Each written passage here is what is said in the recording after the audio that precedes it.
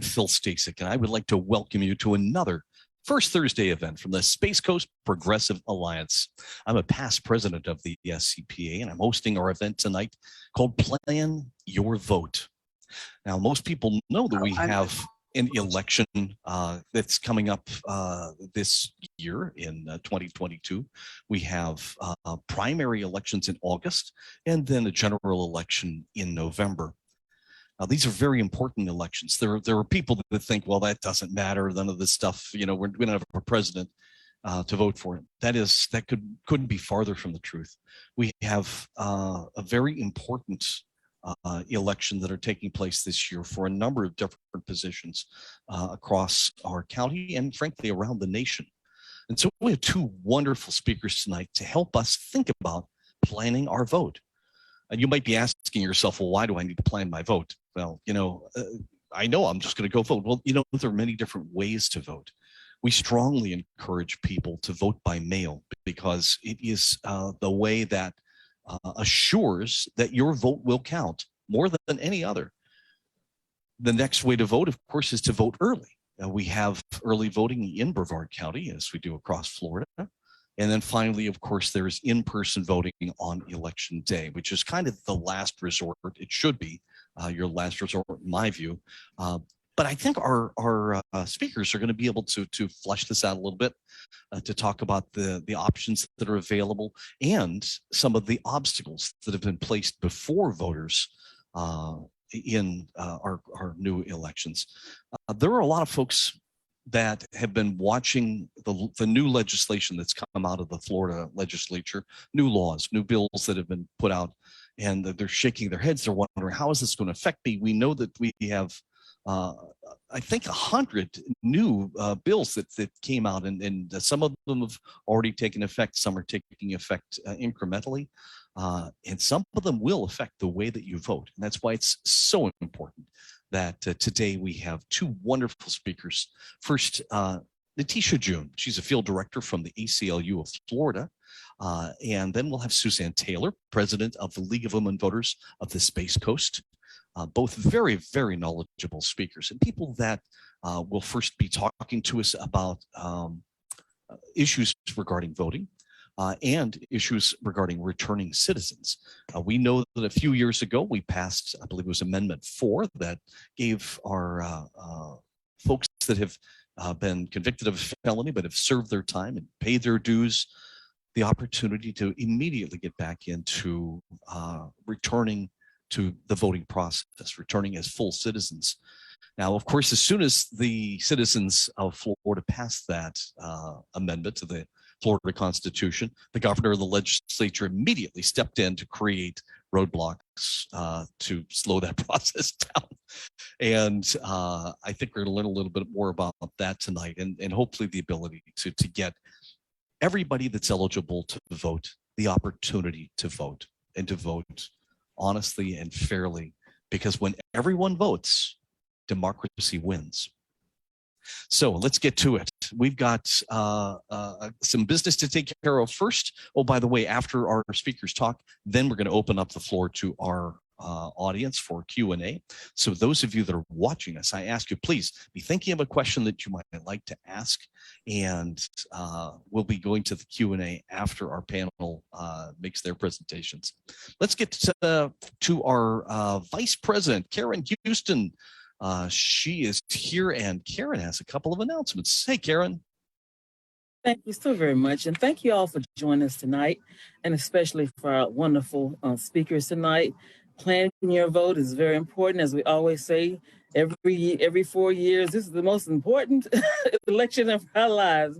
I believe this is one of those. So I'm thankful that everybody's here tonight, and hopefully you'll get some insight about what to do about your vote. Our next regular event will be entitled Gun Violence in America, Myths versus Facts, and that will be on August 4th. That's also time appropriate in these times, considering all the things that have happened recently. So we hope you'll join us for that one as well. Tonight's program was organized by Vicky Mpoko, myself, Phil, he had a whole lot of help toward that. And of course, all the wonderful people on the APC committee that put these programs on every month. So thank you all for all your work, and our graphics person, everybody that contributed, Janice. We thank you all for everything that you've done to keep these programs going. And so if you enjoyed tonight and any other night that you've seen, especially go to our website and you'll see how much we've produced over the years. We welcome you to a membership, which is only $25 a year, I'm sorry. It's for a full year. And you can go to www.scpaflorida.com, and that's Florida spelled out, www.scpaflorida.com to join. It's very easy to join. We thank you for your support. And all the memberships are for 1 year. Our treasurer is Carol here tonight? I'm not sure, but our treasurer, Carol Becker, will tell you a little bit about how you can support the efforts of the SCPA. Is Carol on? Yeah. I have not Yes, seen. sir. Oh, there she is. Carol, Yay. sorry, I didn't see you. All right. I've been on the whole time. Anyway, what Karen said, scpaflorida.com. There's actually 3 types of membership: family for $35, individual $25, and student for $10. You can go online to the website to join. You can also send a check to SCPA, P.O. Box 412, Melbourne, Florida 32902, and that address is on the website. And the memberships are good from January to December. Thank you, Carol. And as always in all of our programs, we always have action items. Our speakers will provide you with something to go back and to do to hopefully help us to get through this voting for this year. So please pay attention to the action items. Do something on your own. Carry somebody to the polls with you. Do whatever you can. Help to educate the people in your community, your family, your friends, and carry some people to the polls with you. So I'm going to go back to Phil now. Thank you all. Please pay attention to the action items. Thank you very much, Karen. We really appreciate that. And it is so important that people take voting seriously. One of the things we always like to do here at the Space Coast Progressive Alliance is to open the floor to anybody that has a community announcement. I haven't seen anybody yet, but if anybody has a community announcement, push the little raise your hand button that's on our on the bottom of the screen. If whether you're using a phone or a tablet or a laptop, whatever kind of computer you have, there is a reactions button that you can push, and there's a little raise hand thing that will allow us to get your to know that you're here waiting. If you would like to make a community announcement for your organization, if you're a candidate, if you want to just make an announcement of what's going on in the community that you want to share with the progressive community, please raise your hand. I don't see anybody raising their hands yet. So we may not. There we go. I see we have Larry Abdullah. Larry, if you can unmute yourself and join us. It looks like Larry's got an announcement. Okay.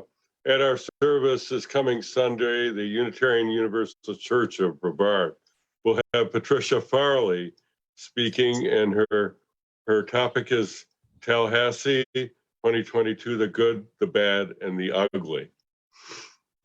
I will try to put in the chat information. It is, she will be Zooming. We actually at the Unitarian Church have the ability to hybrid. So we can have people there, or we can have people Zoom, and sometimes the speaker could be either. So the topic is Tallahassee, the good, the bad, and the ugly. And Patricia Farley is the head of the Democratic Women's Club of Florida. So can you tell us the perhaps the address and the date and time, please? Yeah, I'm sorry. Yeah, thank you. It's this coming Sunday at 11 a.m. And I'm going to have to put the Zoom will be on our website, but I'm going to have to put the Zoom link in the chat. So you just connect to Zoom at 11 a.m. this coming Sunday to attend. Excellent. Or you can attend in person, but and I have to put that information, and then you'll see the Zoom on a big screen in front of you. So, but I have to put that in the chat unless you want me to read it off. You know what? If you can read it off real fast, that would be good, and put it in the chat for us so that we. Okay, the address is 2185 Meadow Lane, West Melbourne, Florida. That's the address of our church. And of course, the Zoom information, I can't really speak. I have to put it in the chat. And I see that it is actually on our SCPA calendar as well right now. So for anyone that is going to the SCPA website, we have a calendar of events in the local community, and you should be able to find that event there. And so Patty Farley is an excellent speaker. I would love to hear what she has to say. I have a feeling that rather than good, there's a lot more bad and ugly that came out of the most recent legislative session. Thank you very much, Larry. I appreciate it. Okay, thank you. You're welcome, buddy. Do we have any other community announcements? Any other, remember to go to the little reaction button and then raise your hand, and that way we can identify you if you have any questions. It does not appear that we do. We did invite a couple of candidates. In fact, we invite all candidates to join us if they have anything they would like to say to the progressive community, but we don't have anybody with us tonight so far. And so that brings us to actually a special speaker that we have this evening. We haven't actually promoted this, but we have a very, very special speaker who is a youth activist here in Brevard County. If you go to rallies, if you go to meetings, you may have actually seen her or heard her speak, or maybe even met her before. Her name is Addison Mayer. Addison is very well spoken, regardless of the fact that she is just about to turn 9 years old. Her birthday is July 15th. So in advance, I want to say happy birthday to you, Addison. And Addison, I know you wanted to talk to everyone that's here with us tonight. Addison, can you take yourself off of mute and let us know what you're thinking? Okay. Thank you, Phil. You're welcome. Hello, my name is Addison, and I will be 9 in 8 days. I am an active member of the community and have now spoken at a few events. As an 8-year-old, I can tell you it's hard to be involved. I'm often dismissed for my age, even by people who should be loving that a young person wants to be actively involved in the future. As an 8-year-old, I can't vote, but I know the importance of voting. Your vote is your voice. Your vote is how you do your part. I'm always told that I'm too young to be politically involved as I am, but it's my future. I will be left to clean up the mess that is being made now. If we don't vote for the people who want to fix the issues, I will be left scared to go to school and scared of what will be left of our world by the time I'm old enough to vote. I can't vote, but you can, and I encourage you to vote for the people who want to save the earth and believe in climate change. Vote for the people who think I have a right to go to school and be safe, learn real history, and read whatever books I want to read. Vote for the people who think my friend Dempsey, who is transgender, has a right to go to school and be safe and play on a sports team. Vote for the people who think women should have more rights than guns. Vote for people who want a separation of church and state.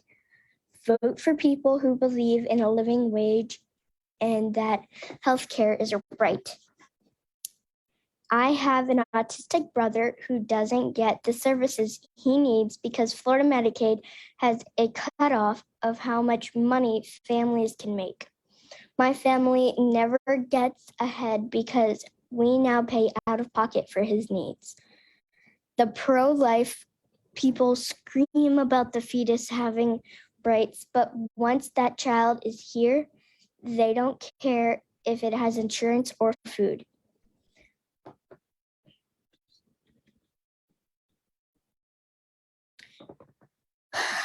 I know many young people don't want to hear this is the most important election of your life again, but we need to start voting. It's the millions of people who don't vote that aren't helping make America better for all of us. We need to vote, and we need to hold our politicians accountable. Stop electing people who aren't doing what they said they would. Please vote for my future. Is it at stake? Because it is. Thank you. Thank you so much, Addison. And I'll tell you what, if we were in our normal meeting location with a room full of people, we would all be standing up and cheering for you and hoping that you will one day be our president. We want to vote for you as president of the United States.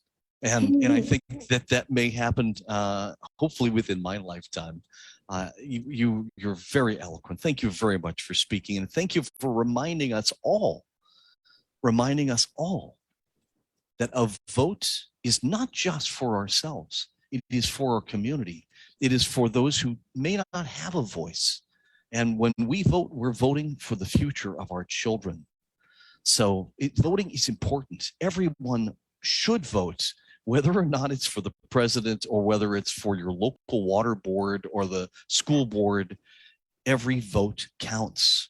And many elections have, in a certain precinct, they've been won by one vote.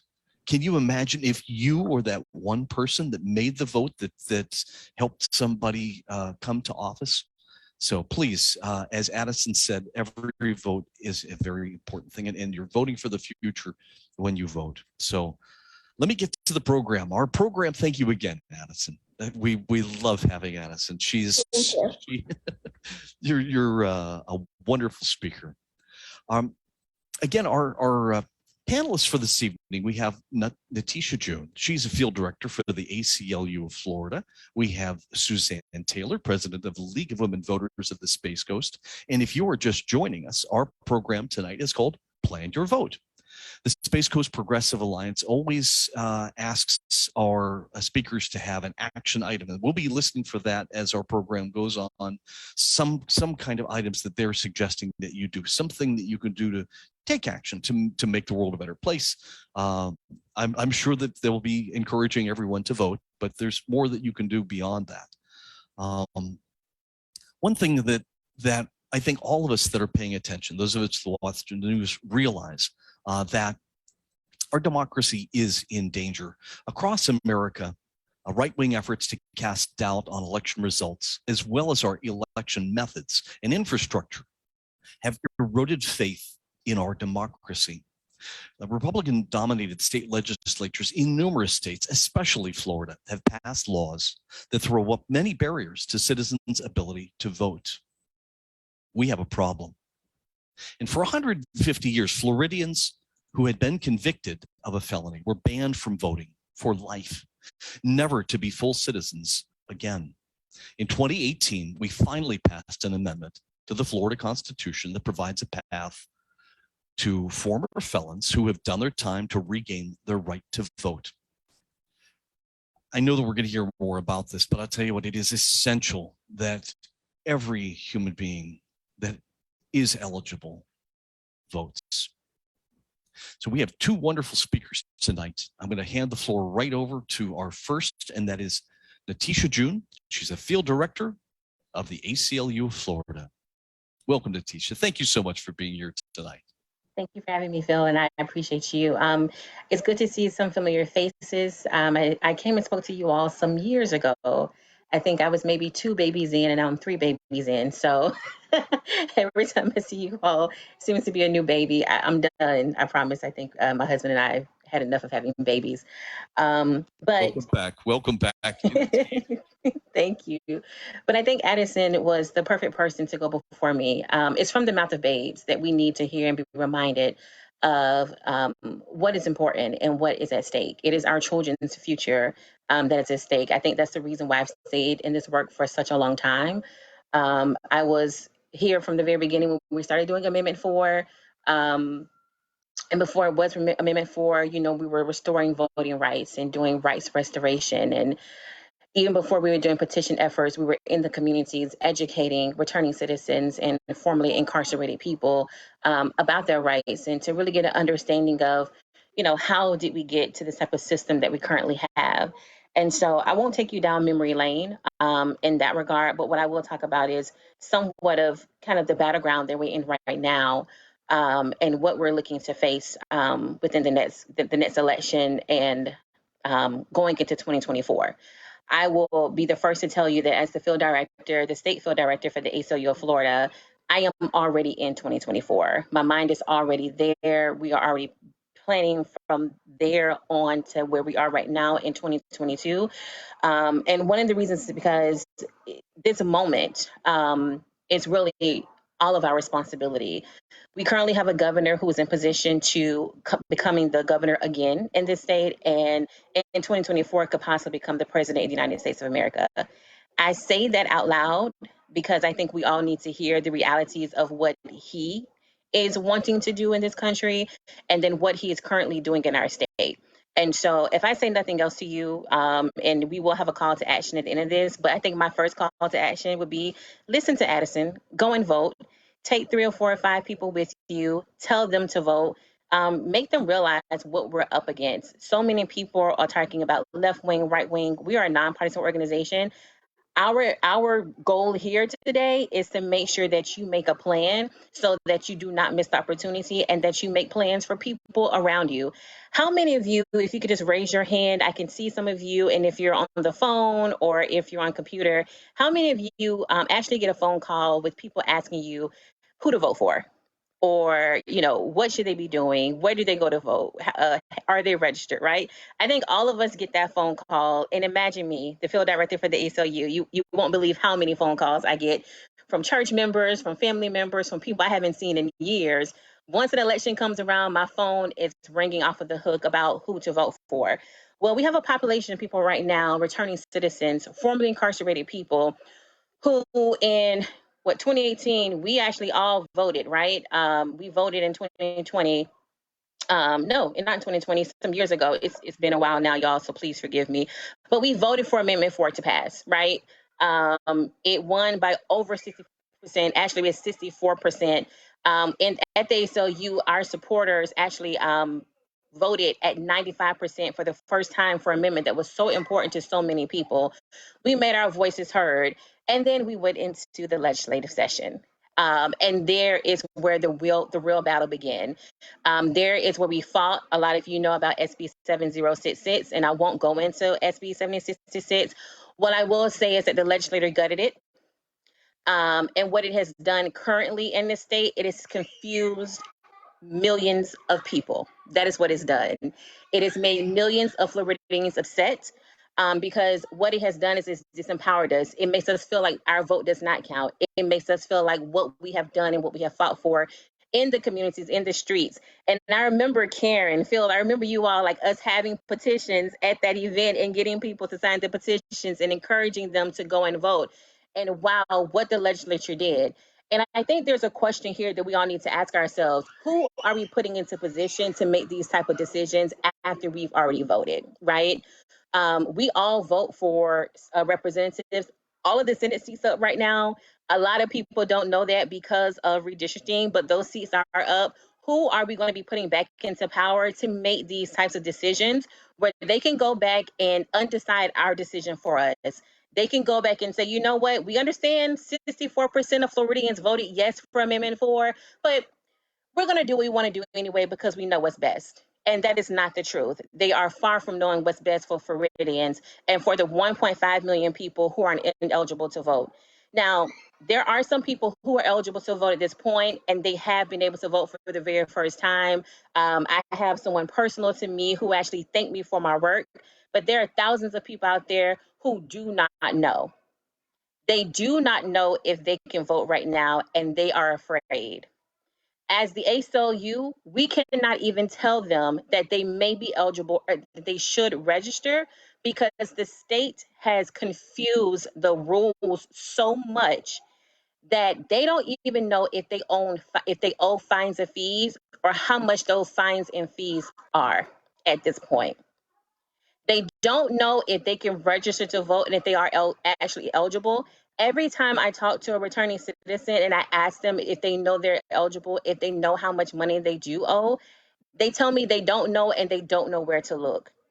And so our job has been for the last year, collectively, we have talked to our partners in the communities. The League of Women Voters has been a really great partner in helping to kind of figure out some of that red tape. But we've talked to a lot of different people across the country and across the state to kind of figure out what can we tell formerly incarcerated individuals who actually do want to vote. And what do we tell Floridians right now who don't feel empowered to vote because of what happened to Amendment 4? Well, what I say to you all is that they're scared. They're scared of your vote and they're afraid of your power. And once we all collectively decided that Amendment 4 was something that we wanted, they were afraid that we were going to come for even more. And let's be very clear, we are going to come for more. Why? Because we should all have access to voting. We should have fair, equitable access to go to the polling places of our choosing and to go and cast our ballot. As of right now, a lot of you have probably gotten brand new registration cards. And if you have, please make sure you read them because it is very likely that you now have a new polling location that you must vote. That means the place that you may have voted for the last 20 or 15 or 30 or 40 years, it is no longer the place that you may be voting because of redistricting. It may be a new location. I just talked to one of my college students. She's actually one of my interns. And she said, Natishia, I got my registration card, but I haven't looked at it yet. I said, well, can you please open it and read and see where you're going to be voting? She goes to school at UF, but she is so gun-ho about voting in her local community in Miami. She takes the drive from Alachua County, which is in Gainesville, all the way to Miami so that she can vote in her precinct. And for the first time in her 4 years of voting, she will no longer be able to vote in that precinct anymore. And so one of the things that I want to make sure that we're doing as we plan to vote is not only that we think about the others who are not eligible, but we also think about ourselves. What do we need to do to make sure that we continue to have access to the ballots and that we can go and cast our ballot? Now, I know that Suzanne is going to do voter education, so I'm not going to go into that lane as much. And, you know, Suzanne, if you need me to piggyback, I'm happy to do so with you. But I want to talk about another community that we are very concerned about right now. It is rural voters. We are very concerned about voters who live in rural communities who do not have access to precincts that may be down the street or around the corner, or they cannot drive to some of those locations at this time because it is such a far distance away. As of right now, Florida is one of 7 states that has some of the most restrictive access issues in the state.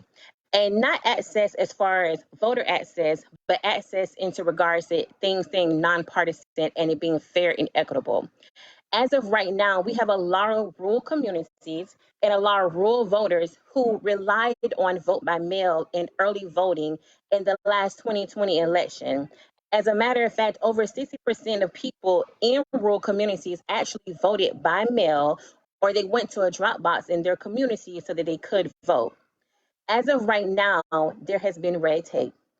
There has been the tape to, one, if you do request a vote by mail ballot, a litany of information now being necessary in order for you to even request a vote by mail ballot. So for yourselves, if you're going to request a vote by mail ballot, You now need to have your voter registration number, your Florida ID number, the last four of your social security number, and then they're still going to do an extra process of verifying that you are who you are because of voter fraud. It is so important right now that we talk to our family members and our friends in rural communities and places where they do not have close access about making a plan to vote. Again, opening those voter registration cards can be the simplest thing that we need people to do right now so that they do not assume that the places where they voted for the last 10 to 15, 20, 30, 40 years is the same place that they're going to be voting in this 2022 election. Another thing that we need to be very wary about is about groups that will be coming into the state who will be talking to voters about voter suppression and voter oppression. It is a very real thing. A few years ago, I remembered getting a tip from a reporter. We were actually in together talking about Amendment 4. And she said to me, hey, in this specific town, we actually have white supremacists coming and they're backing their trucks into certain polling locations. And they are brandishing weapons. Now, all of us have been watching the news lately, and we have seen where there have been a lot of mass shootings happening. We've been seeing where there have been people brandishing weapons, looking for people of color, looking for people who have different ideals and values than themselves. We need to be vigilant and we need to make a plan. I tell you none of this to scare you. I tell you this because this is the real reality that we face. We cannot afford to back down and not use our voices. And so some of the things that we're encouraging people to do is as you make a plan to vote, take family, take friends. Do not go alone to the polling places unless you absolutely have to. And if you do have to, go early vote. One of the benefits about early voting is that you can pretty much vote anywhere in your county where there is an active voting location. A lot of people tend to forego primary and they try to go right to the general. We need people to go to the primary elections and vote. We need you to vote in the general election. August 23rd. And what's the next day for you all? November what? I saw Karen say 8th, right? November 8th. 2 weeks before that are going to be the early voting periods. And so we want to make sure that people are actually out and going to do the early voting. One of the reasons we're also encouraging early voting is because early voting is normally where we catch the issues. As I spoke earlier about some of the access issues, when we think about fair and nonpartisan access issues, depending upon where you're going to vote, as of right now, the contracts have already been signed, still to deliver, so they're not going to back up on some of the contracts. If it's at a location where you know you're not welcome, maybe because of your sexual orientation or your gender identity, you want to make sure that you protect yourselves now. We have the state putting contracts together with certain faith-based organizations who have been openly anti-gay. They have been openly anti-abortion. They have been openly anti some of everything. And yet, without doing their homework and their due diligence, they are now putting people at risk and at danger. One of the guides that the ACLU will be coming out with this year is going to be a Know Your Rights voting guide for the transgender community. One, because of gender identity, we want to make sure that any forms of ID, as well as any bills that you may have, are useful for when you actually go to cast your ballot. We're going to be doing Know Your Rights for people who speak different languages, who are Spanish speakers, who are Haitian Creole speakers. And I'm very proud to say that this year my team will be doing phone banking and text banking in English, Spanish, and Haitian Creole. And we're looking to add more languages because we realize that language barrier issues is a major thing in this state, in this melting pot of Florida, right? Where we have so many different people that speak different languages, who are from different cultures and different backgrounds. Again, when we talk about the importance of having voter access for returning citizens, for our rural brothers and sisters, for ourselves, we want to make sure that not only that we make a plan to vote, but that we look at the aftermath of voting. So what comes next? Well, that will be in my call to action. So I will say stay tuned, and Suzanne or Phil, I will pass it on to you. Well, thank you so much, Natishia. That was excellent. As I was saying earlier, I can tell you if you were here in our, or if we were in our normal meeting place, you'd be getting a standing ovation, a good round of applause. The American Civil Liberties Union defends people's rights, defends people's constitutional rights. And there are times when they will be defending people on the left or on the right or in the middle or in areas that you had never considered before. The American Civil Liberties Union is defending our civil liberties, I guess by definition, isn't it? And one of the most foundational and important of those liberties is the right to vote. And that's for everybody's right to vote. Regardless of your skin color or your orientation, your sex, whatever, the important thing is that the ACLU is supporting people to live in a civilized society. And that's what all of us want for ourselves and for our children. So, Natishia, I thank you so much for that excellent presentation. I have some questions right off the top of my head, but we're going to save those. And everybody else that has questions will be able to ask questions of both Natishia and our other speaker, Suzanne, who will be coming up momentarily. So keep those in mind. And what we're going to do is we're going to proceed to our next speaker. For those of you that have just joined us, some of you that have just come on the Zoom or come on the Facebook Live, this is the Space Coast Progressive Alliance first Thursday for July, and it's called Plan Your Vote. We are so glad that you have joined us. We have two wonderful speakers who are exploring this issue of being prepared to vote. You don't just necessarily want to be thinking, I'll wait until the last possible day and walk in. We're encouraging people to try to vote by mail because it makes certain that your vote gets counted. It really is the most reliable way for people to vote for many different reasons. Voting early is the next best thing. And then finally, the last resort is on election day, voting in person. But you know what? It's time for me to hand the floor over to our next speaker, Suzanne Taylor. She is the president of the League of Women Voters of the Space Coast. Suzanne, you have the floor. Thank you very much. Thank you, everybody, for having me. I have to kind of give a little proviso first. I'm supposed to have someone helping me with this presentation. She's not present. She can't get online. We've been talking, trying to get her on, but it's not working. So I'm going to do the best I can all by myself. I know you'll understand. I know you're a friendly audience. So be aware. Also, I'm not feeling well. So if I stop and cough or if I have a drink, just go with it. So Phil, can you share the screen, or can someone allow me to share the screen so I can show my presentation? Let us see. Yes, I don't know if I can do it just, maybe I can. One of our IT people hopefully will be able to help you with that. There we go. Did it show up? Okay. I just did it myself. All right. Worked fine. Okay. Thank you very much, everybody, for having me. So this is a presentation that the League of Women Voters of Florida has put together, and it's recently updated. So this is the first time I'm giving this presentation, but it's called Voter Empowerment 2022, Everything You Need to Know. And the idea behind it is that knowledge is power.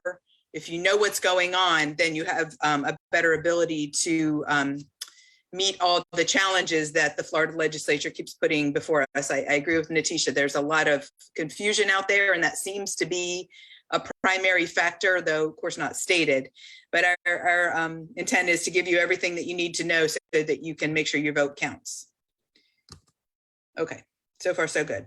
So first, about the League of Women Voters. We're a nonpartisan organization, but we are political. We don't take positions on individual candidates or on parties, but we do take a number of positions on issues. And the way I like to describe the issues that we take positions on are things that promote democracy, fairness, and equality. For example, one thing that's very near and dear to my heart is the Equal Rights Amendment and getting it eventually passed so that I have the same rights that all the men on this presentation do. And that is one of the things that we support. We also support common sense gun regulations, common sense immigration regulation, things like that. So we were established in 1920 along with the intent to pass the 19th Amendment that allowed women to vote, which is, again, our only constitutional right that women have.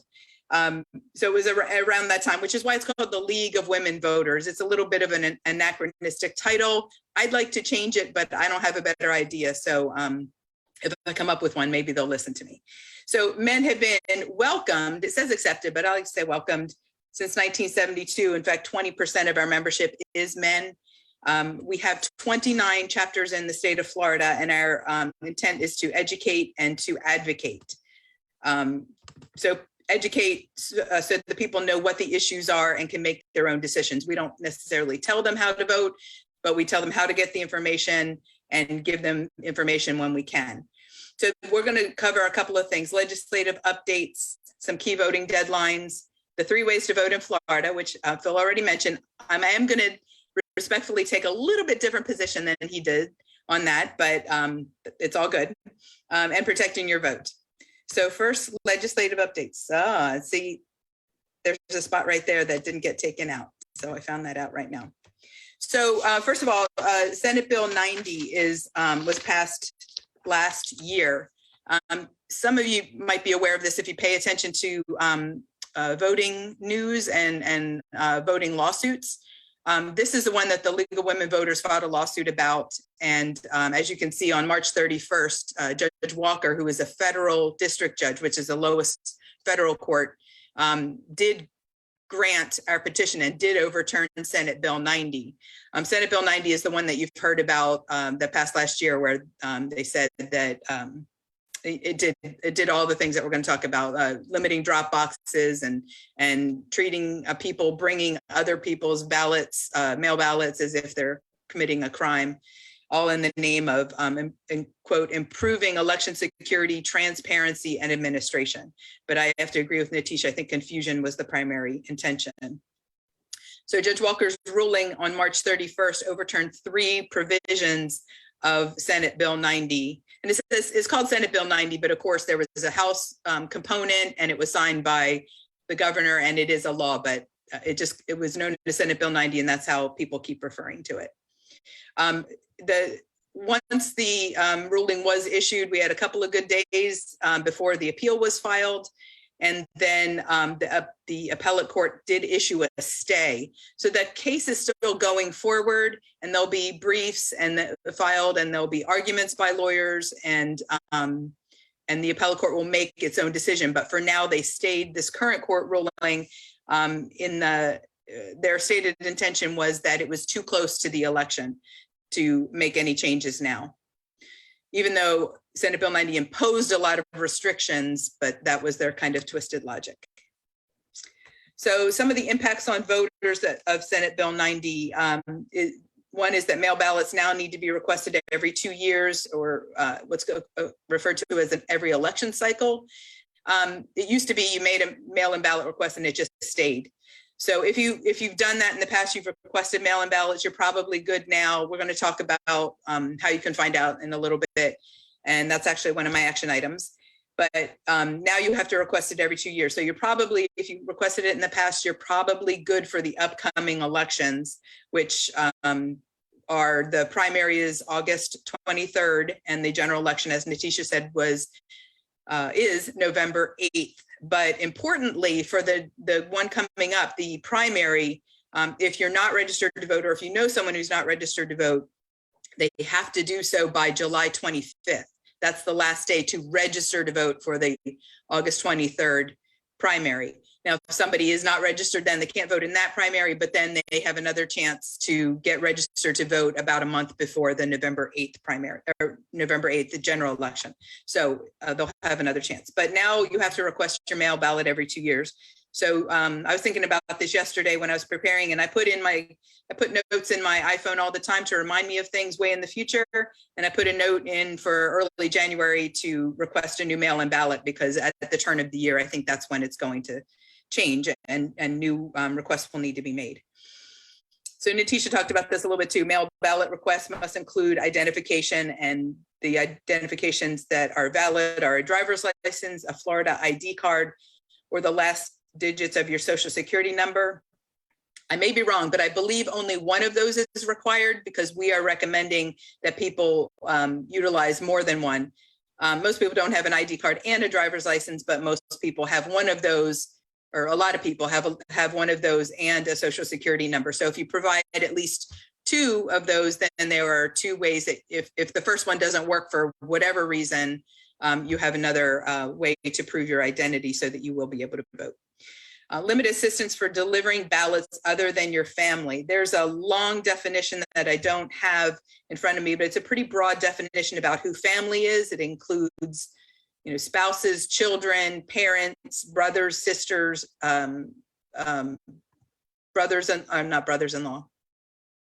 Yeah, brothers-in-law and sisters-in-law, I believe, are included as well. So it's a fairly big group that you can hand deliver paper ballots, mail-in ballots to the supervisor of elections office.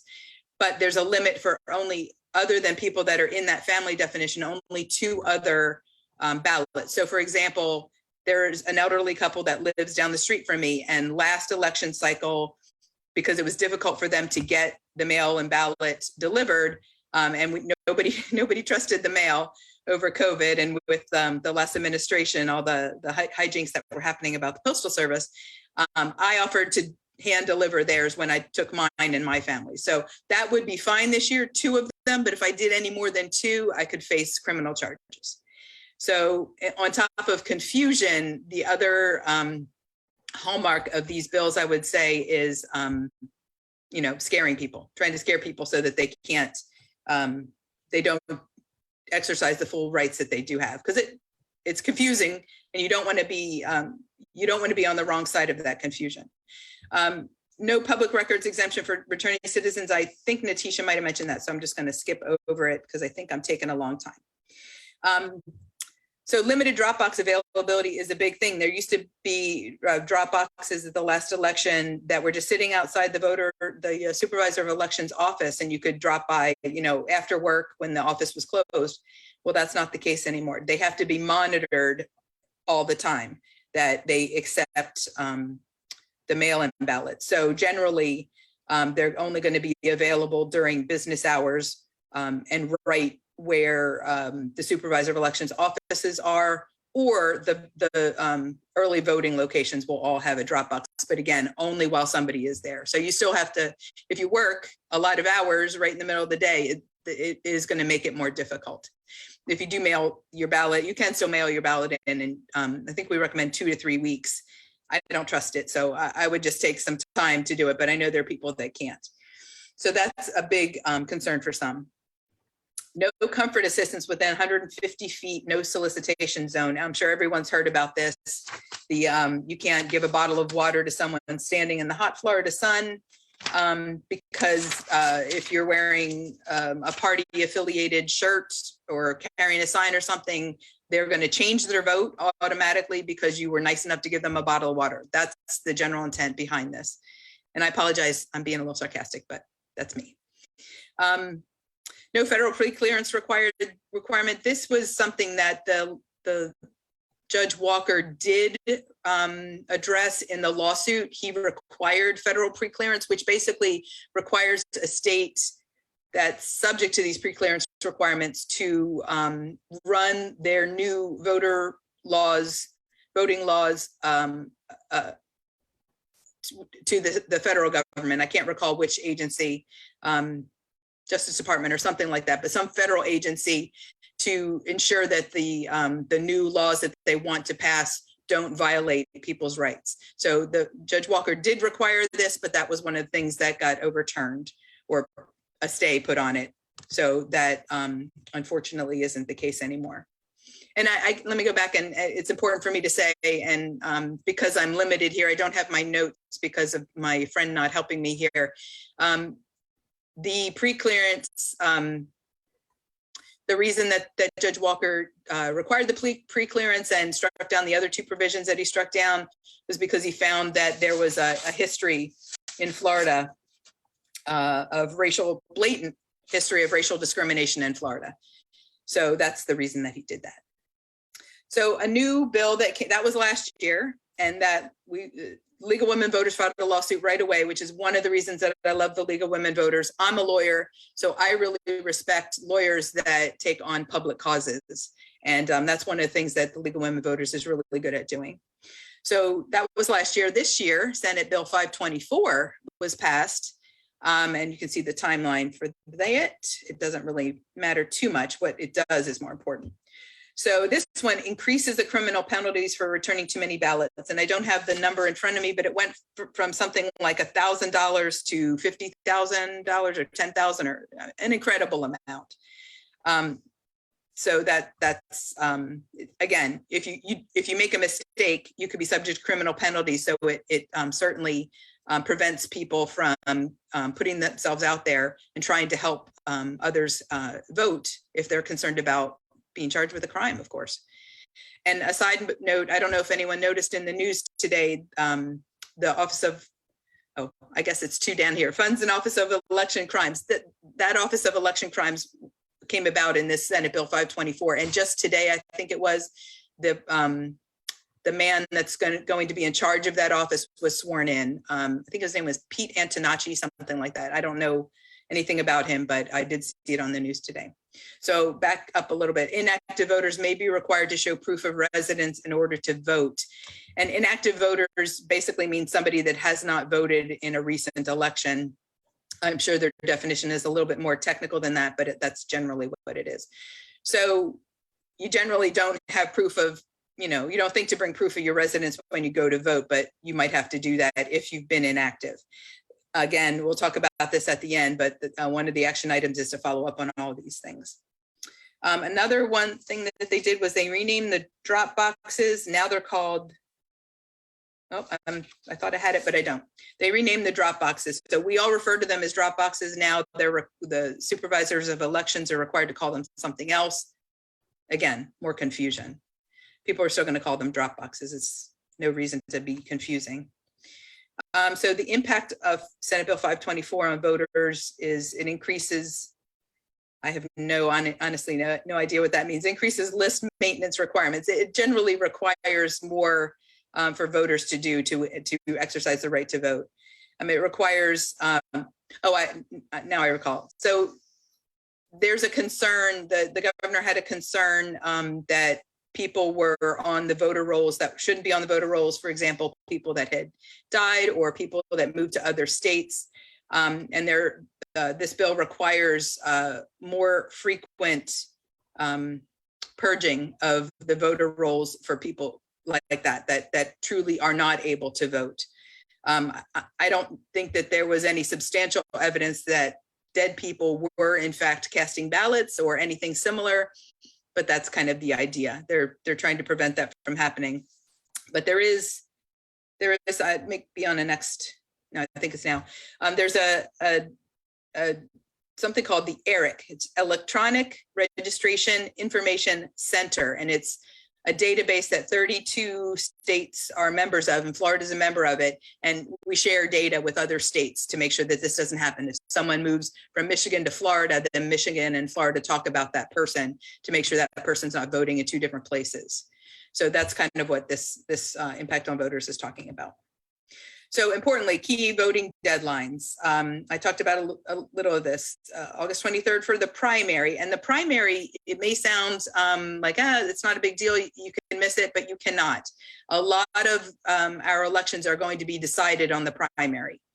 Those that aren't will be decided at the general election. The voter registration deadline, I mentioned this, the primary, July 25th. So that's the next date that's coming up that's the most important. And then for the general election, it will be October 11th. Deadline to request a mail ballot to be mailed to you would be 10 days before the election, before election day, whichever one, either August 23rd or November 8th. And the deadline to return your completed mail ballot would be 7 p.m. on Election Day, which is when the time on Election Day when the polls close. People that are still online can vote, but after that, you can't get in line to vote. So the deadline to request a mail ballot to be mailed to you is 10 days before Election Day, but you can request it up to the day of the election. You just have to do it in person. You have to go to their office and request it. So there are no deadlines for changing your address, again, or requesting a mail ballot, because you can do those things in person. So the 3 ways to vote. The first one that we have listed here, these aren't necessarily in the order that I'm going to suggest, but the first is voting in person on Election Day. That's the old-fashioned way it used to be. Certainly when I was young, when I turned 18 and first voted, there was one place to vote and one day to vote, and you had to find a way to get there or you didn't vote.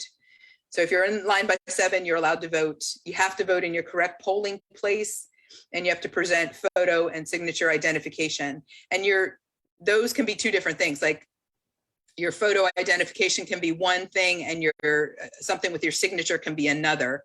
I'm not sure exactly what all the items are that they would accept for those 2 things, but you can use, if you have something with your photo, but it doesn't have your signature, then you can present something with your signature. The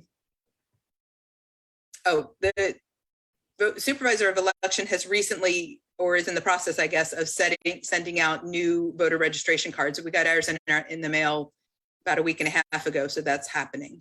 So hopefully you'll get one of those, and that'll help make you feel at ease that if your information has changed or not. But I agree with what was said before, that you should definitely take a look at it right away and check and see if there's a problem. You want to know about it right away. So the second way to vote is early voting in person. Early voting isn't the same for every election, and there are limits on the location, days, and times. This would be a good time probably to mention, and I forgot to tell you this, Phil, but we have put together a handout, and we're going to email it to you so you can email it to your members. And it's just a compilation of a ton of information. It's like 19 pages long. I'm looking at it here. It's 19 dense pages. So we'll be sending that to you, and you can take a look at that and see if there's anything that you didn't know in that. One of the things it lists is the early voting locations.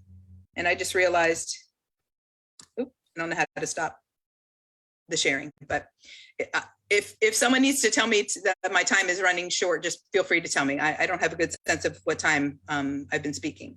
You're still good, and okay. We will be sharing your file on our website. Wonderful. So every SCPA member or anybody that comes to our website will be able to see that. Thank you for that. Okay. We do have Bonnie, the timer. She's watching out for us, so she'll let you know when your time is up. Okay, wonderful. So early voting is at specific locations. There are like 10 locations throughout the county, starting way up in Titusville, all the way down to a couple of them in Palm Bay and over at the beaches. But there are specific places where you can vote. So it's not going to be the same as your precinct where you would vote on voting day. So that's important to note. And drop boxes will be available there, and they're going to call them something else. I'm sure all the people that are working there are going to still say drop boxes. By the way, Natishia just posted in the chat, they're now called secure ballot intake stations. Thank you, Natishia. So just to take something simple and to make it more complex. Always a great idea. That's, again, yeah, there's a theme here. We're all seeing it. Okay, so the third way is vote by mail or absentee. It used to be called absentee voting because that's how it used to be. Like if you're going to be on vacation or something and you only had that one day, you could vote by mail, but now it's been expanded and anyone can do it.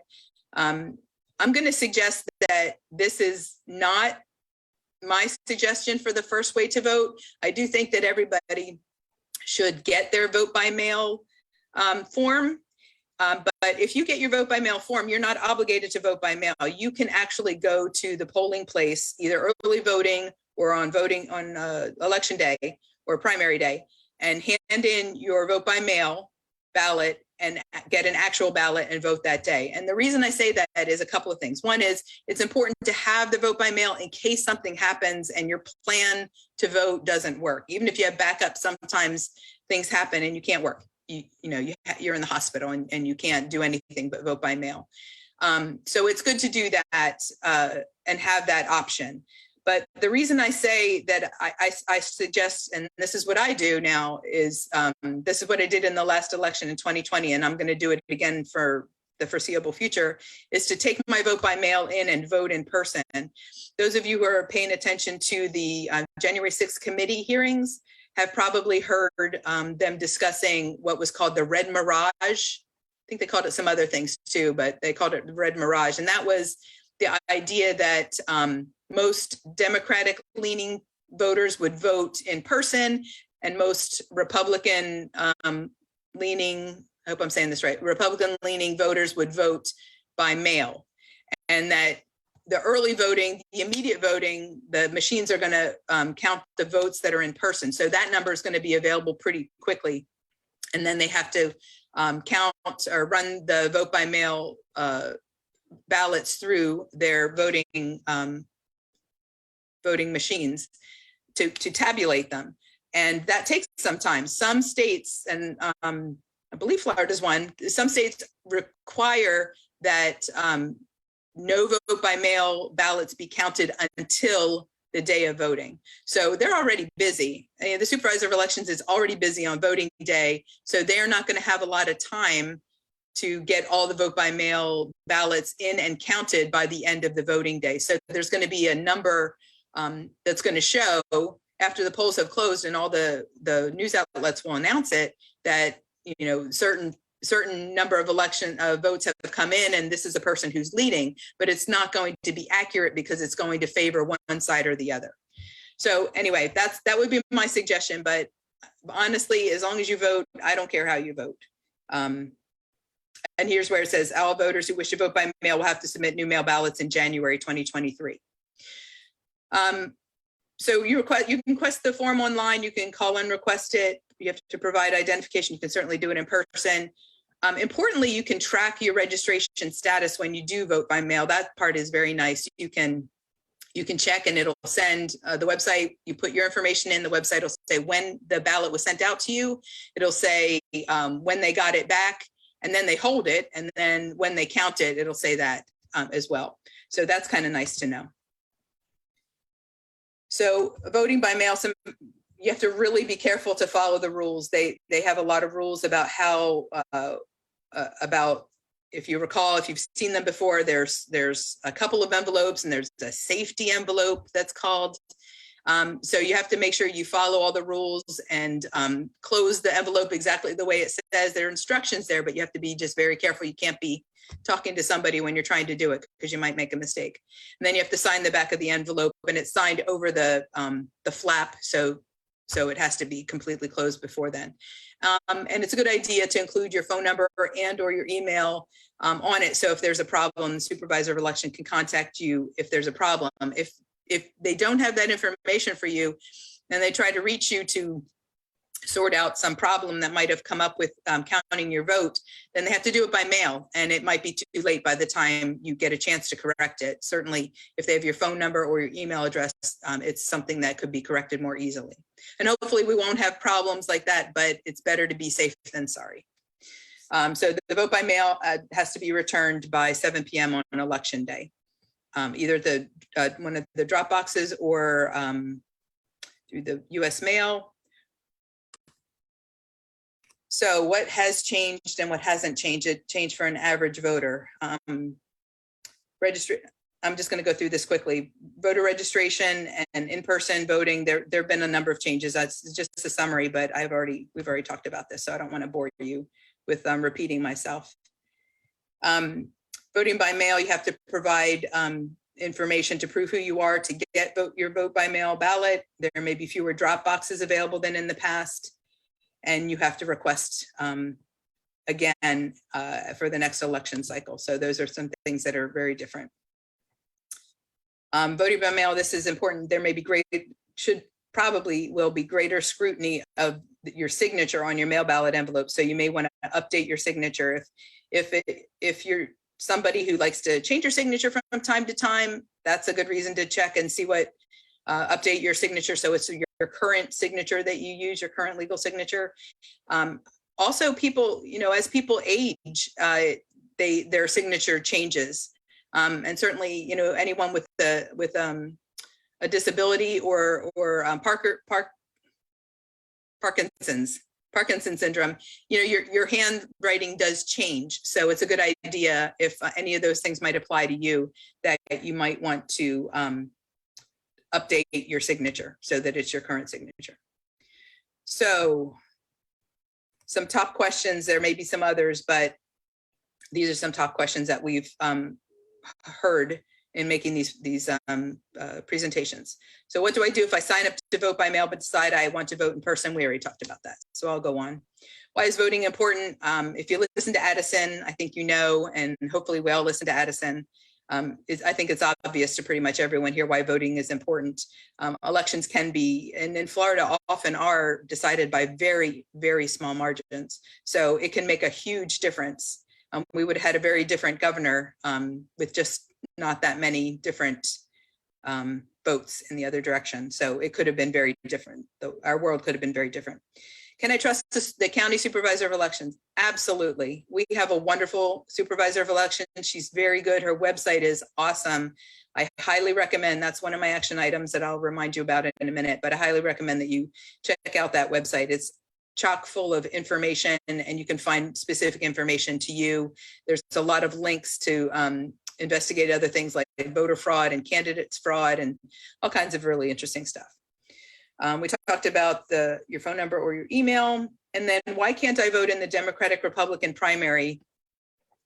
Florida is what's called a closed primary state. So if you're registered as a Democrat or a Republican, you can only vote in those primaries. There are other elections during the primaries, like the school board elections are nonpartisan. So anyone can vote in those for the district. For example, District 2 supervisor, District 2 school board, I can vote in that, but it doesn't matter whether I'm listed as a Democrat, Republican, or anything else. But for the Democrats that are running for a particular position, or the Republicans running, the only people who can vote for those candidates is somebody who's registered. There's been talk of, I think they call it open primaries, and some people are in favor of it. I don't think it's a good idea. I don't remember if the League of Women Voters took a position on this or not, but if it's open, if the primary is open, then all the Republicans in Brevard County can vote for the Democratic primary, and vice versa. All the Democrats can vote for Republicans. And one of those parties, I think, has a little bit of an edge over the other. And there's a really good chance that, one party would take over even more than already has probably occurred. So closed primaries are probably a really good idea. So how to protect your vote. These are kind of some of the action items, but I'll have some others for Phil. Check your registration status. You can do it online. The website is votebrevard.gov, but if you write votebrevard.com or votebrevard.org, all of those will go to the same place. So you put Vote Brevard, you're going to get to the right place. Again, like I said, she's really good. And Mike? For 5 minutes. Okay. So there's her website also has this phone number, so you can call if you don't find the answer on the website. Here's another really good tool, vote411.org. This is something created, a website created by the League of Women Voters, and that has a lot of information, including candidate statements. They're working on that right now. So some things that you can do. Help family, friends, and community find accurate and up-to-date voting information. Again, send them to the website. They can do a lot of stuff on the website.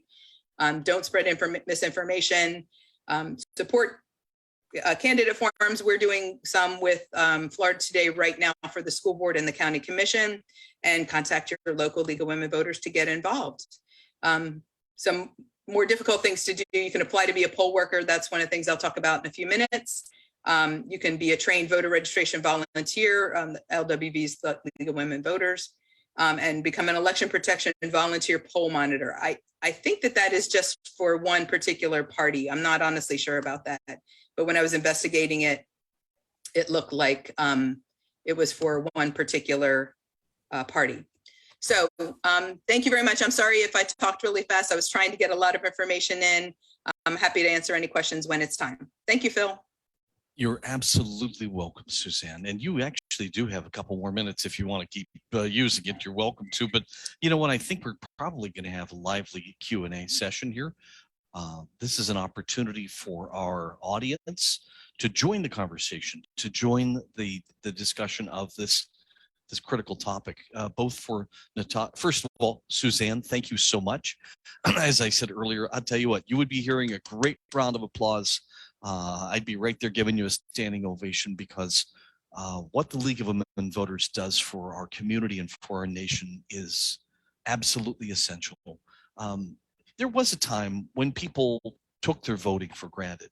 I think a lot of people took the right to vote, but I'll tell you what, my mother was born in 1920, and it was the same year that women technically got the right to vote. But if you know history, you know that that right did not come easily, and that many women didn't actually get the opportunity to vote. There were just like our returning citizens, barriers were thrown in front of them, and they literally had to fight to get that right, to be enfranchised and to be part of our society.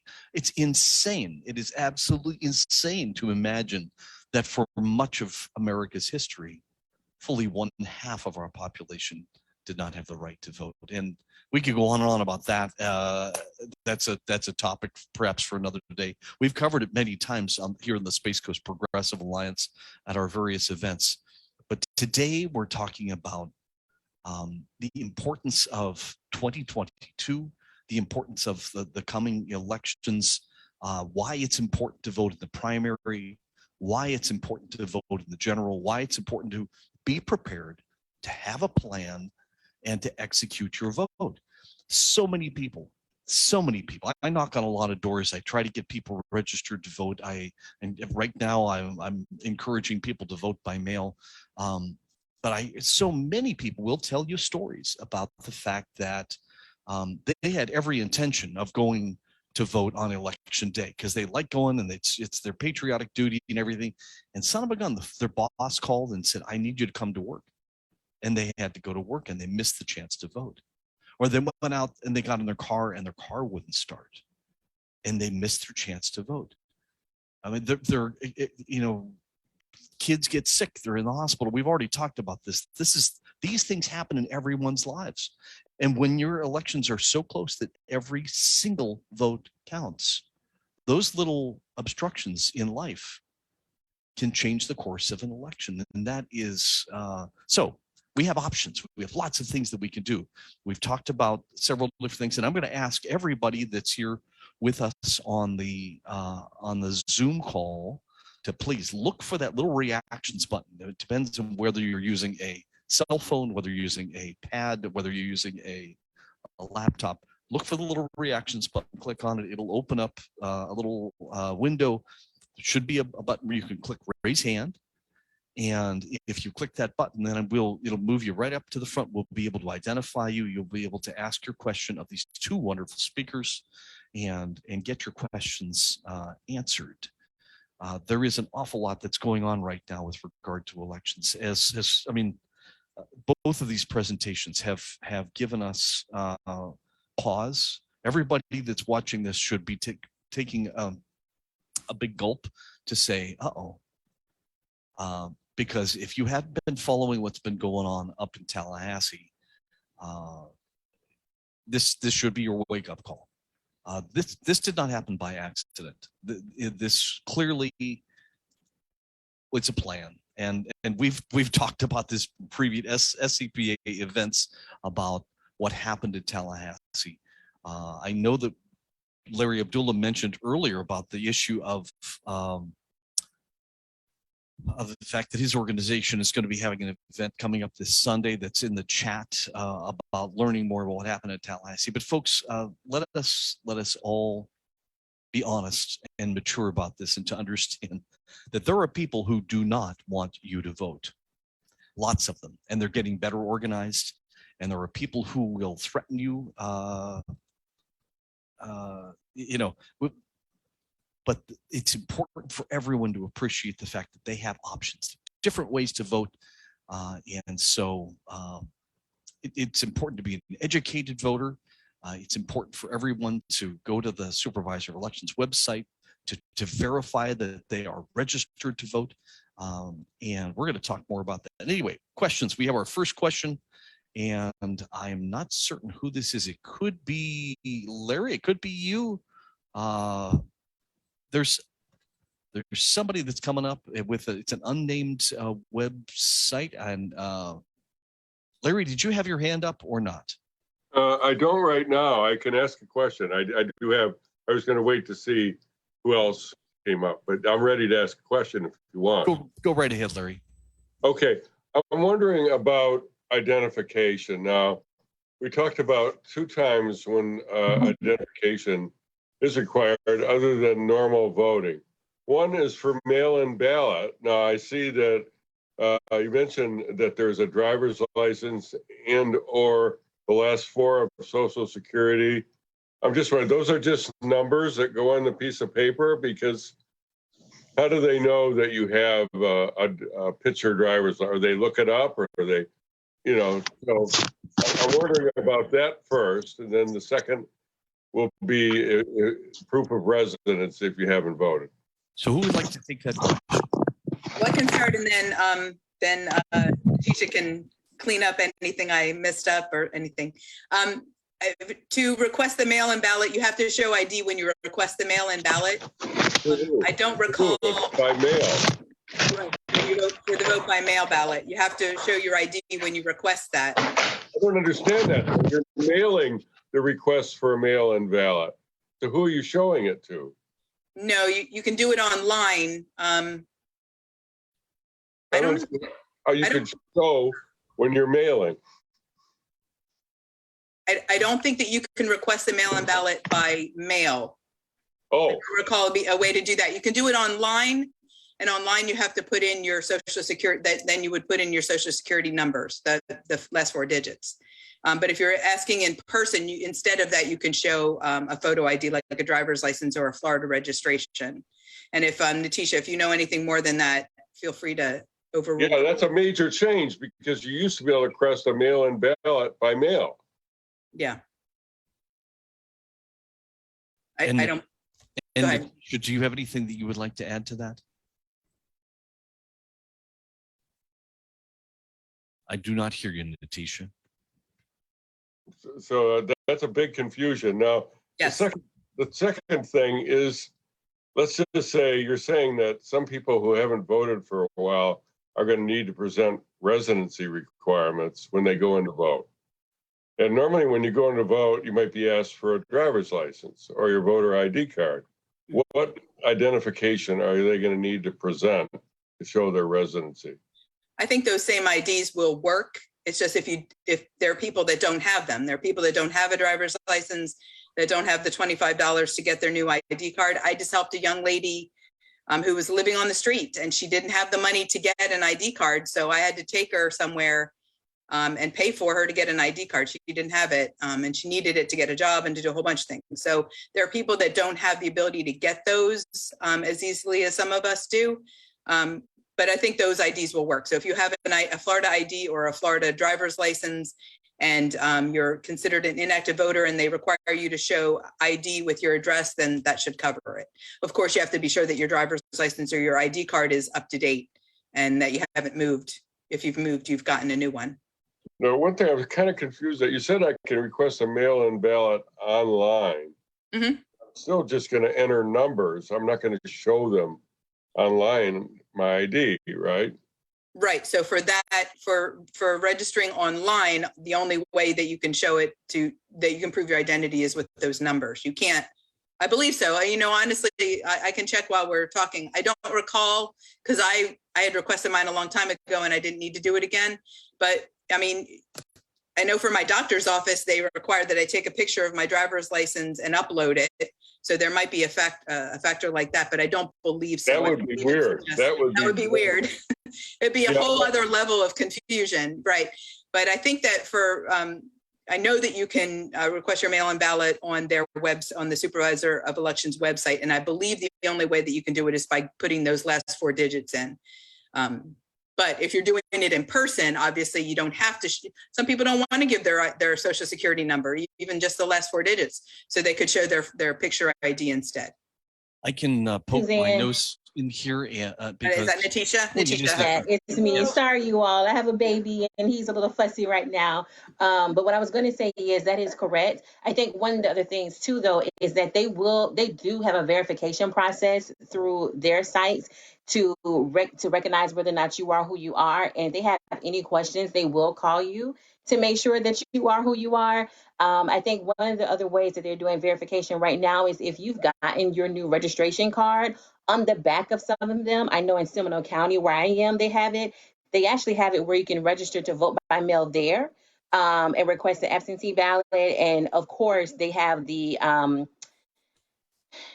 of like the logo, kind of like what you have in a dollar, I guess you would say, to verify that it is theirs. And then your information already kind of printed on there. So you will put your name and information on there to send it back in. Again, if you're mailing it in, if you put it in properly, make sure that you just track your vote by mail ballot. We have had some high rejection rates in Texas. And we're seeing that the same thing could happen in Florida. So again, that's why we're telling people, if you can, go and early vote. We know that there are a lot of communities, people who are disabled and people who are elderly and who do not get out anymore, who will need to use those vote by mail ballots. So we want to make sure that we do our due diligence as neighbors to track their ballot for them.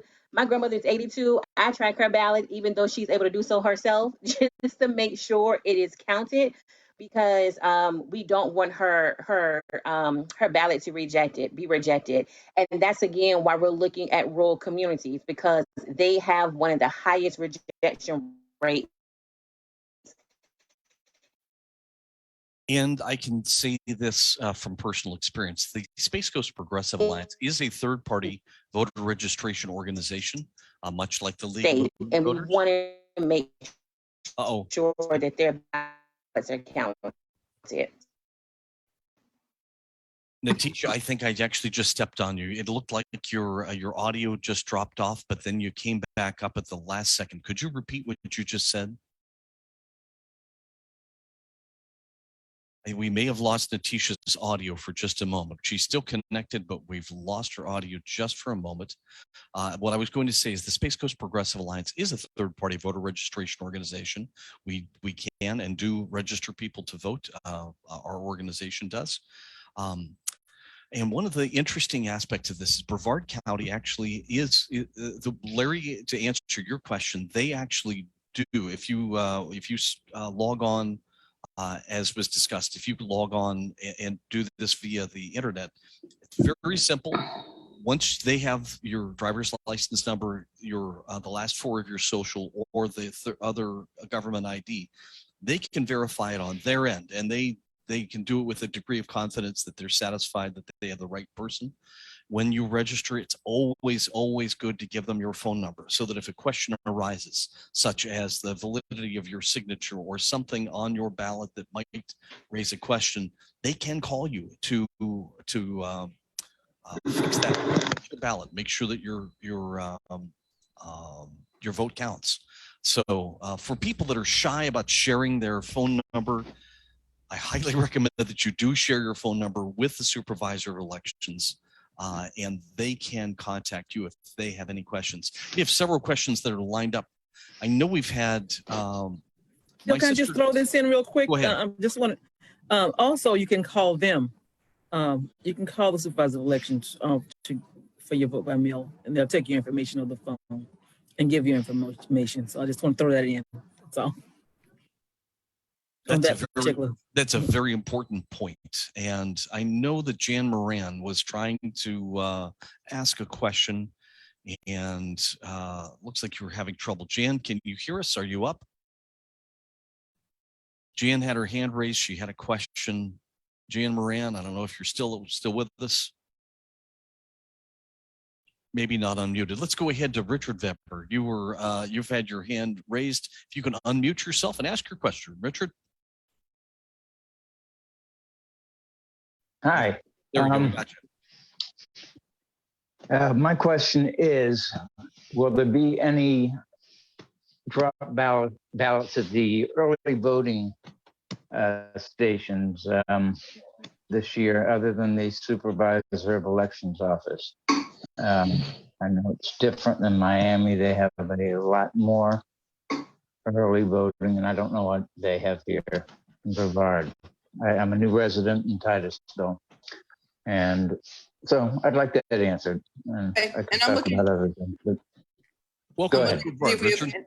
See if we have any more specific information. I think the intent is to have a mail-in ballot drop box at every early voting site.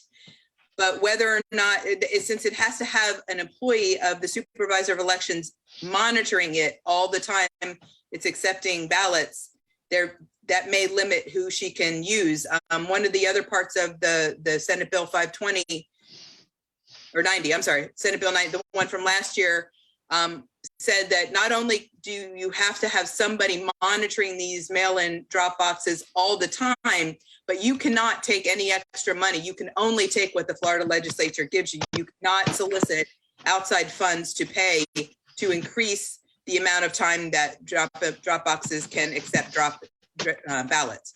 So I don't know for sure. I think it depends on what the staffing needs of the supervisor of elections. If she doesn't have someone to monitor a drop box, she's going to have to take that drop box away or lock it up or whatever, because she doesn't want to get herself into trouble. But I think the intent is to have them at each early voting site.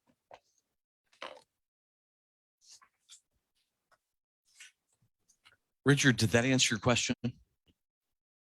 it does, yes. It's uncertain, unfortunately, and it's Yeah, it's not a good answer. Sorry. no. Well, that's good to know. People won't know to expect it Well, when it might not happen. one I thing do want to mention yes.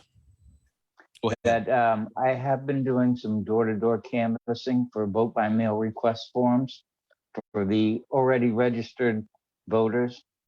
And so I've been going just to Democratic homes, supposedly. And some of them have moved on. But anyway, they do take one of the three IDs, either the last four numbers of your Social Security, or your driver's license number, or a state ID. That's it. Yes, you're correct. It is any of them. It doesn't have to be all three. It could be any one of them, or as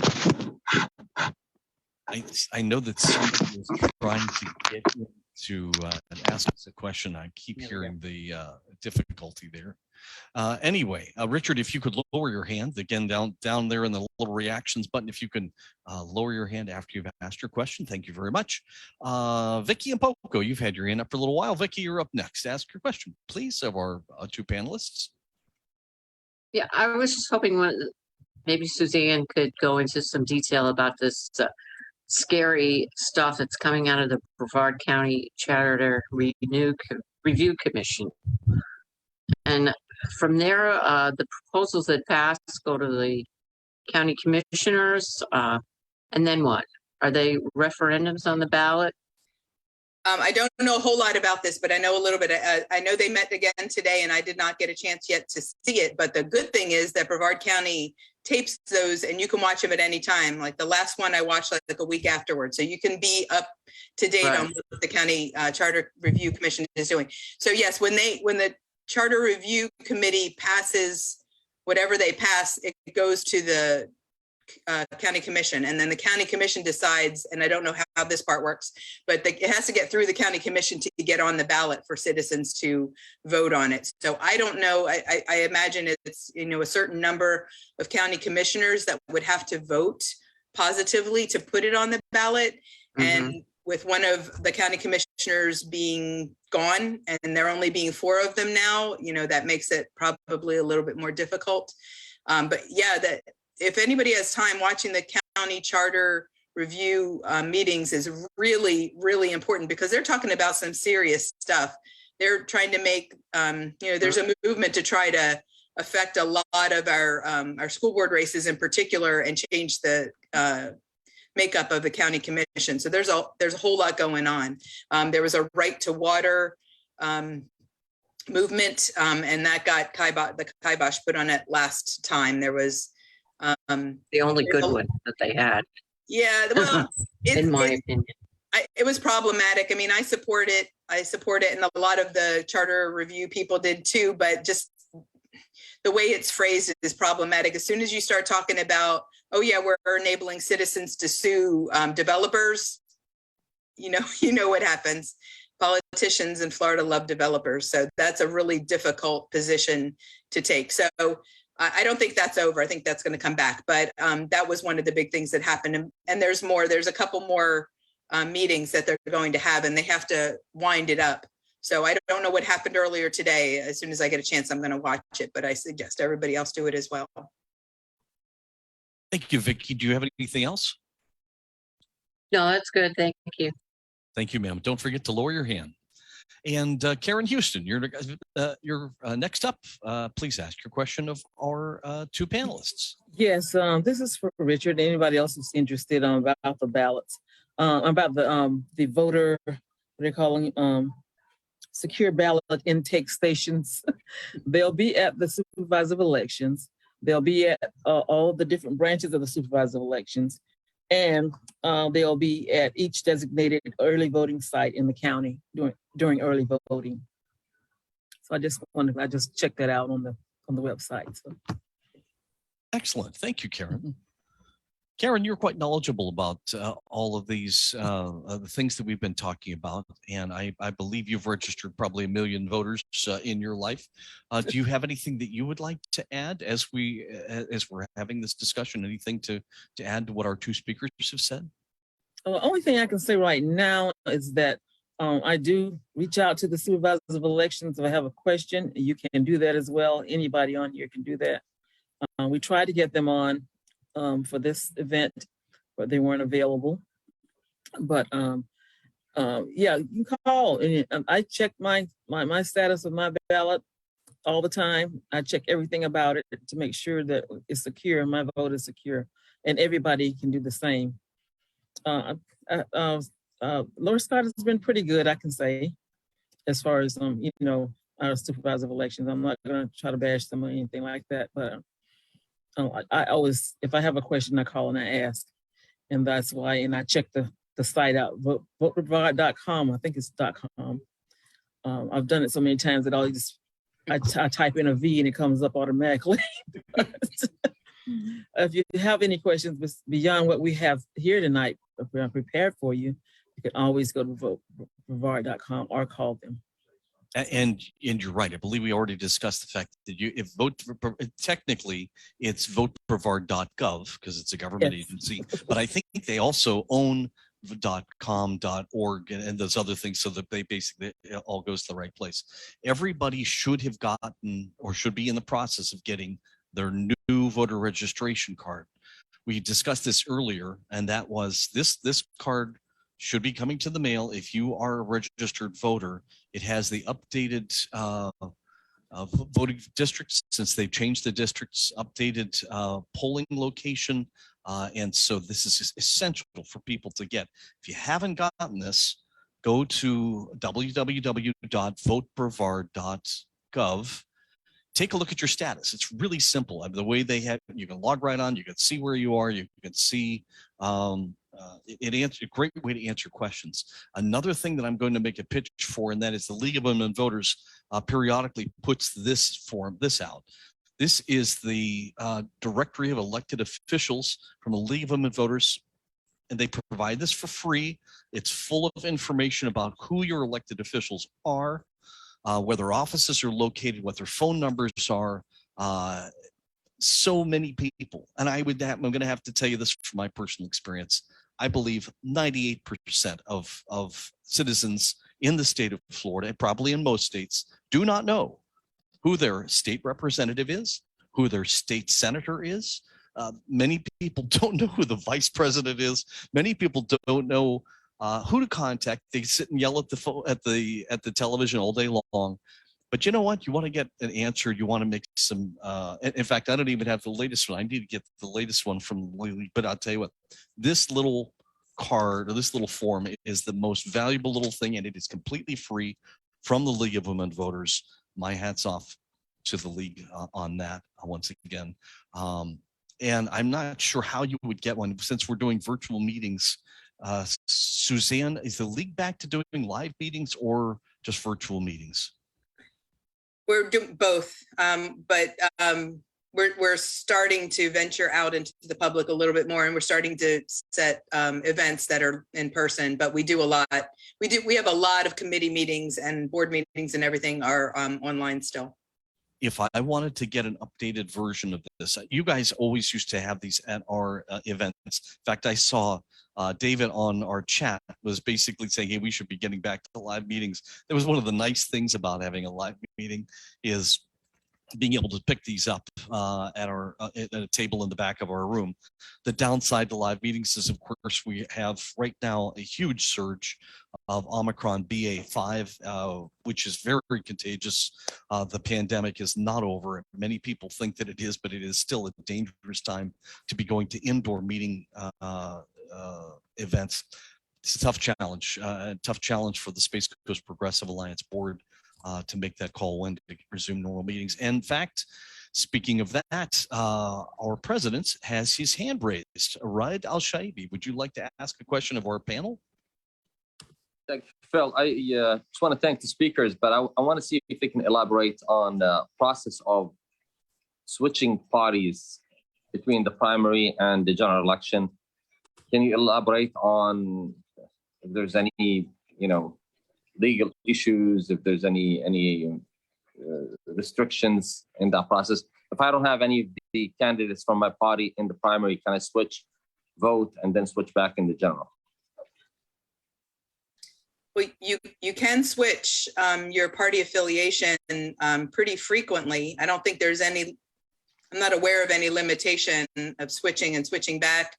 But I'd be a little worried about doing that too much. I mean, it's one thing to switch from one to another, but to switch back and forth and vote, to try to vote in different elections in different ways, that seems like that might bring you to the attention of that Office of Election Fraud Security, whatever it's called. I would just be careful about that, but it's pretty easy to change your affiliation. You just fill out a piece of paper or do it online. It's very easy to do. I did it online one time. So you cannot do it on purpose. You cannot just go because I want to vote in the primary of, let's say, the Democrats, and I'm a Republican. I just want to go and vote the best that I feel, and then switch back. So it's illegal to do so within one election. Is that what you mean? Yes. No. Between the primary and then the general. Oh, I think between the primary and the general election, yes, you could do that. But like I said, I'd be worried about doing it too frequently, or obviously, I'd be worried about somebody noticing and thinking that was a problem. And Natishia might have some more to say. At least her baby did. But you can do that, yes. Okay. I was just going to add that you can do it. We're seeing it in some other states right now where they're doing it. For example, in Georgia and Texas. One of the things that we are very weary of people doing that tactic is that you may miss the opportunity, especially if you have local candidates that you want to vote for in your party. So a lot of people are focusing on their governor's races, but if you have local candidates that are running for sheriff or mayor or any other localized positions, then you may miss the opportunity for voting for them. So that's the missing opportunity. But otherwise, just making sure that you switch back in time enough is also the only kind of concern that we have. So it's not without consequence. But I mean, people have done it before, so you can do it, but it's just a matter of just being careful and, again, making sure that you don't miss the opportunity to vote for, other candidates that may not be, the races that you may think are most important.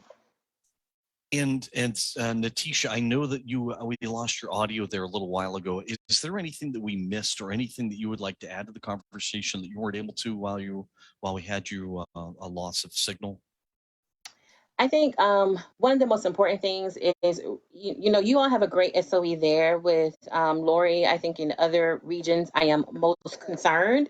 But please don't forget about, communities of color who may not have the same outlook on your SOE as you do, or people who are disabled. Make sure that you talk across the board to your community, to your neighbors, to make sure that they're able to cast their ballot. And if they have any issues, please, bring them to the table to us. We are doing a lot of phone banking, voter education, voter engagement, but we'll also be doing some ballot curing. And ballot curing is something that we've done across the board for the last few years.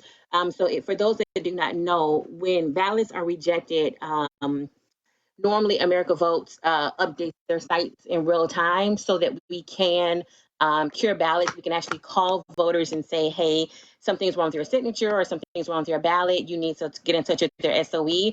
So definitely putting your phone number on your information not only helps the SOE, but it also helps us, organizations who are making sure that your ballot does count. A cautionary tale in 2020, we had a list of people whose ballots were not cured, whose ballots were rejected, and we had to end up giving them a phone call. In the midst of those phone calls, one of our volunteers were able to catch that the curing was going to another state. It was going to Georgia.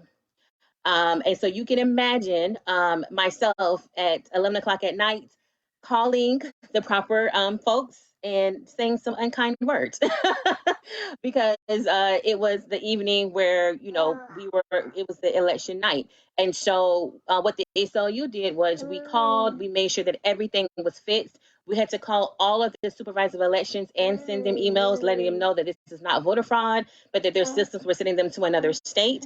And then we had to call all of the people who we called before, and it was over 500 people, along with other organizations who were also doing some of the ballot curing, to call them and let them know that in fact their information had gone to another state and that they need to call their SOE directly to get it changed. So there are a lot of issues that, we are really becoming aware of and making sure that we keep our foot on the dial. We will be doing ballot curing throughout the early voting process so that we can catch rejected ballots in real time, all the way to about 2 to 3 days after the election, to make sure that individuals are getting their information in time enough to the supervisor of elections so their ballots can be counted. So again, it's not to scare you, but it's to put you on notice the realities that we're facing in this election and the real restrictions that we're having in the state of Florida and how those affect us. I think it's very important for people who are helping other people to vote to understand this idea. Everybody, we all should learn this. This is a word that most people have never heard before. You don't listen or don't know about, and that's the word cure. C-U-R-E. That's a cure. In other words, if an election official has a ballot that has a problem, they want to cure that problem. They want your vote to count. They really do. Most people that are working in supervisor of elections offices around this country are legitimate, honest, hardworking people who really actually want this, want our election system to work. And we've seen in very difficult times, in very difficult elections in the past, where they've been really, really tested. We know that they've been threatened. We could all tell stories about that. But if you have an issue with your ballot, for example, your signature, they're not sure, and they really generally will go to great lengths to contact you to try to make sure that you're the person who signed that piece of paper and that your vote will count. In other words, that your ballot will be cured. So, and then that's why the ACLU is so valuable, and other organizations that help in that regard to help get those ballots cured are so important to get, and they work very, very hard to get every single ballot cured. At the end of most elections, the number of ballots that don't count is actually pretty darn small. And I personally had the opportunity with our SOE at our office a couple of years ago. I was invited in to observe the process of curing ballots, where we went through. We had various tables They would put the ballot on a projector so everybody in the room could look at what the problem was. The question of what vote were they trying to make? They scribbled on the ballot, and they went through in a way that I found totally acceptable, and it was very interesting to watch, to get every vote on every ballot to count. I mean, it really it's a lot of work, it's a lot of effort, and honestly, pretty neat to watch it happen. Surely there are some precincts where their election people aren't so good. We're pretty lucky to have that here in our county. But again, it's not perfect and not every time, but they do a darn good job. Let me see if we have any other questions here. I know that Jan Moran had her hand up and was asking a question. Jan, are you still there? Are you still interested in asking that question? I can hear you. Yeah, sorry about that. I dropped my tablet and all of a sudden I couldn't hear anything anymore.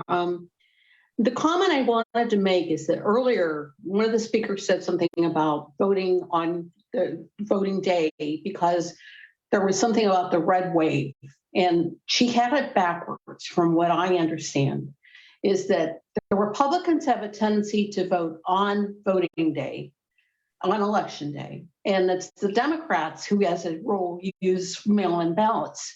And because many states don't count mail-in ballots until after the election is over, such as Pennsylvania, that means that when they get the election results in and they're making their projections on TV, they're getting all the red votes. They're not getting the blue ones, or they're not getting as many. And then all of a sudden they count all the mail-ins and all of the numbers go up. And that's when Trump was saying, oh, there's something wrong here. That's why. And so that's the reason that they talked about this red wave thing. It's really more, in my opinion, more like a blue wave. But that was really the gist of all of that. And it was Suzanne that actually mentioned that. I thought I had it backwards, and she's absolutely right. Yeah, when I thought about it, I realized I had it backwards. Thank you for correcting me. I'm not trying to correct you. I just thought I'd say why they were saying that. It's called the red mirage, the red mirage. And it's specific to the COVID period, because even though traditionally, and this is important, for many, many years, for decades, Republicans have used vote by mail to win elections all around this country. Only recently, and especially during the coronavirus period, Democrats and independents and other parties are using the vote by mail very effectively, and that's what created the red mirage. That's exactly the point. Back to you, Suzanne. I didn't mean to interrupt you. No. You're absolutely. You explained it better. I was just going off the top of my head, and I had my facts a little bit wrong. So thank you both for explaining it better than I did. And Natishia, did you want to add anything to the question of the red mirage? No, I think that it's pretty clear. I think the only thing that I can say is, the terms you may also hear is blue shift. So, blue shift, red mirage. So I would just definitely go and, look it up. I think anything that we say, you should definitely go and review and look up for yourself, just so that you can have the facts straight for yourself, and so that you can do all that you need to vote.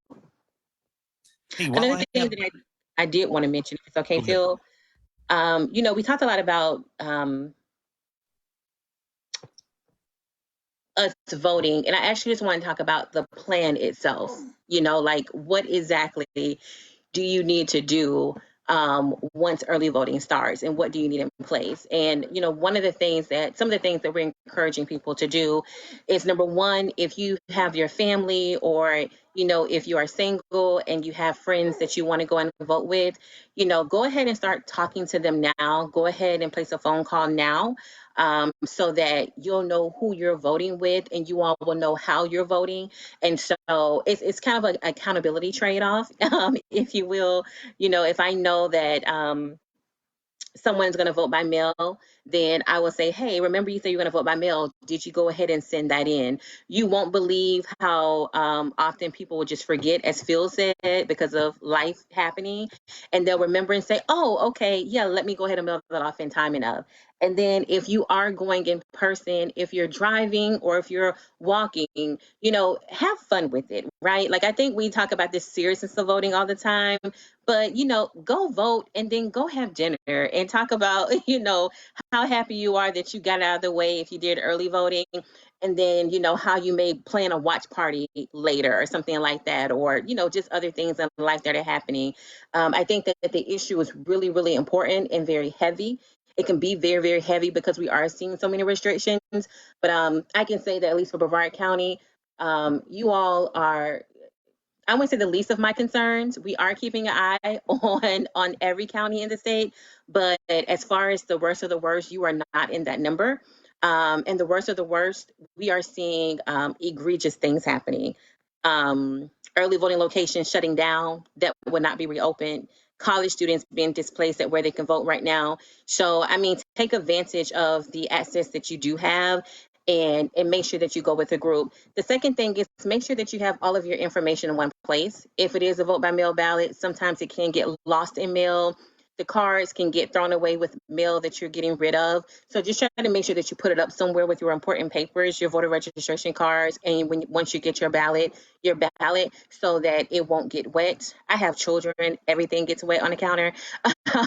So I tend to put our papers in places where I know that our children cannot get access, or if I waste some water, I can't get access to it. And that way, everything is legible. The last thing you want to have happen is something got wet, and then the SOE is, saying that this is not proper or that they can't take it. And then the third thing will be, go and vote.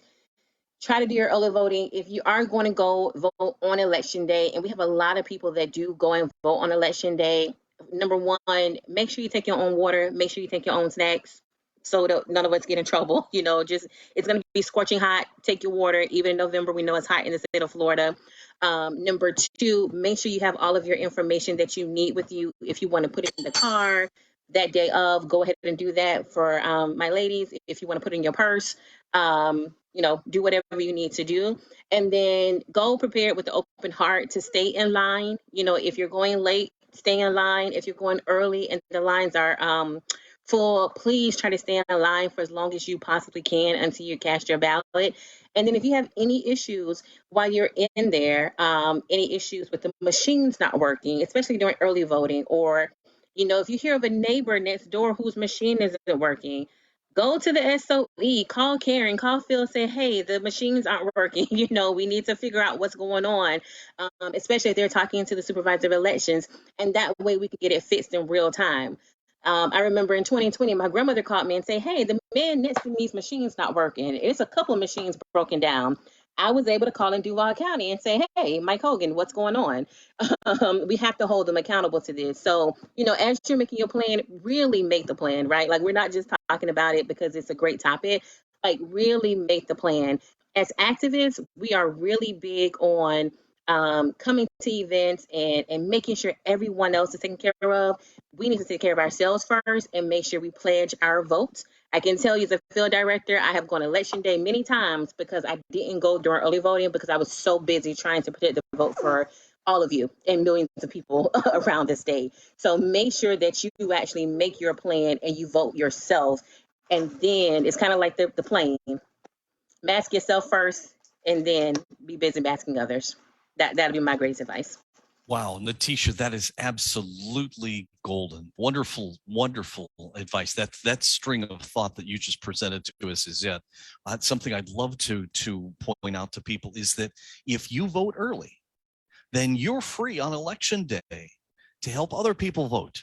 If you can get your ballot in by mail 2 weeks in advance, you can help people. You can go wave signs. You can make phone calls.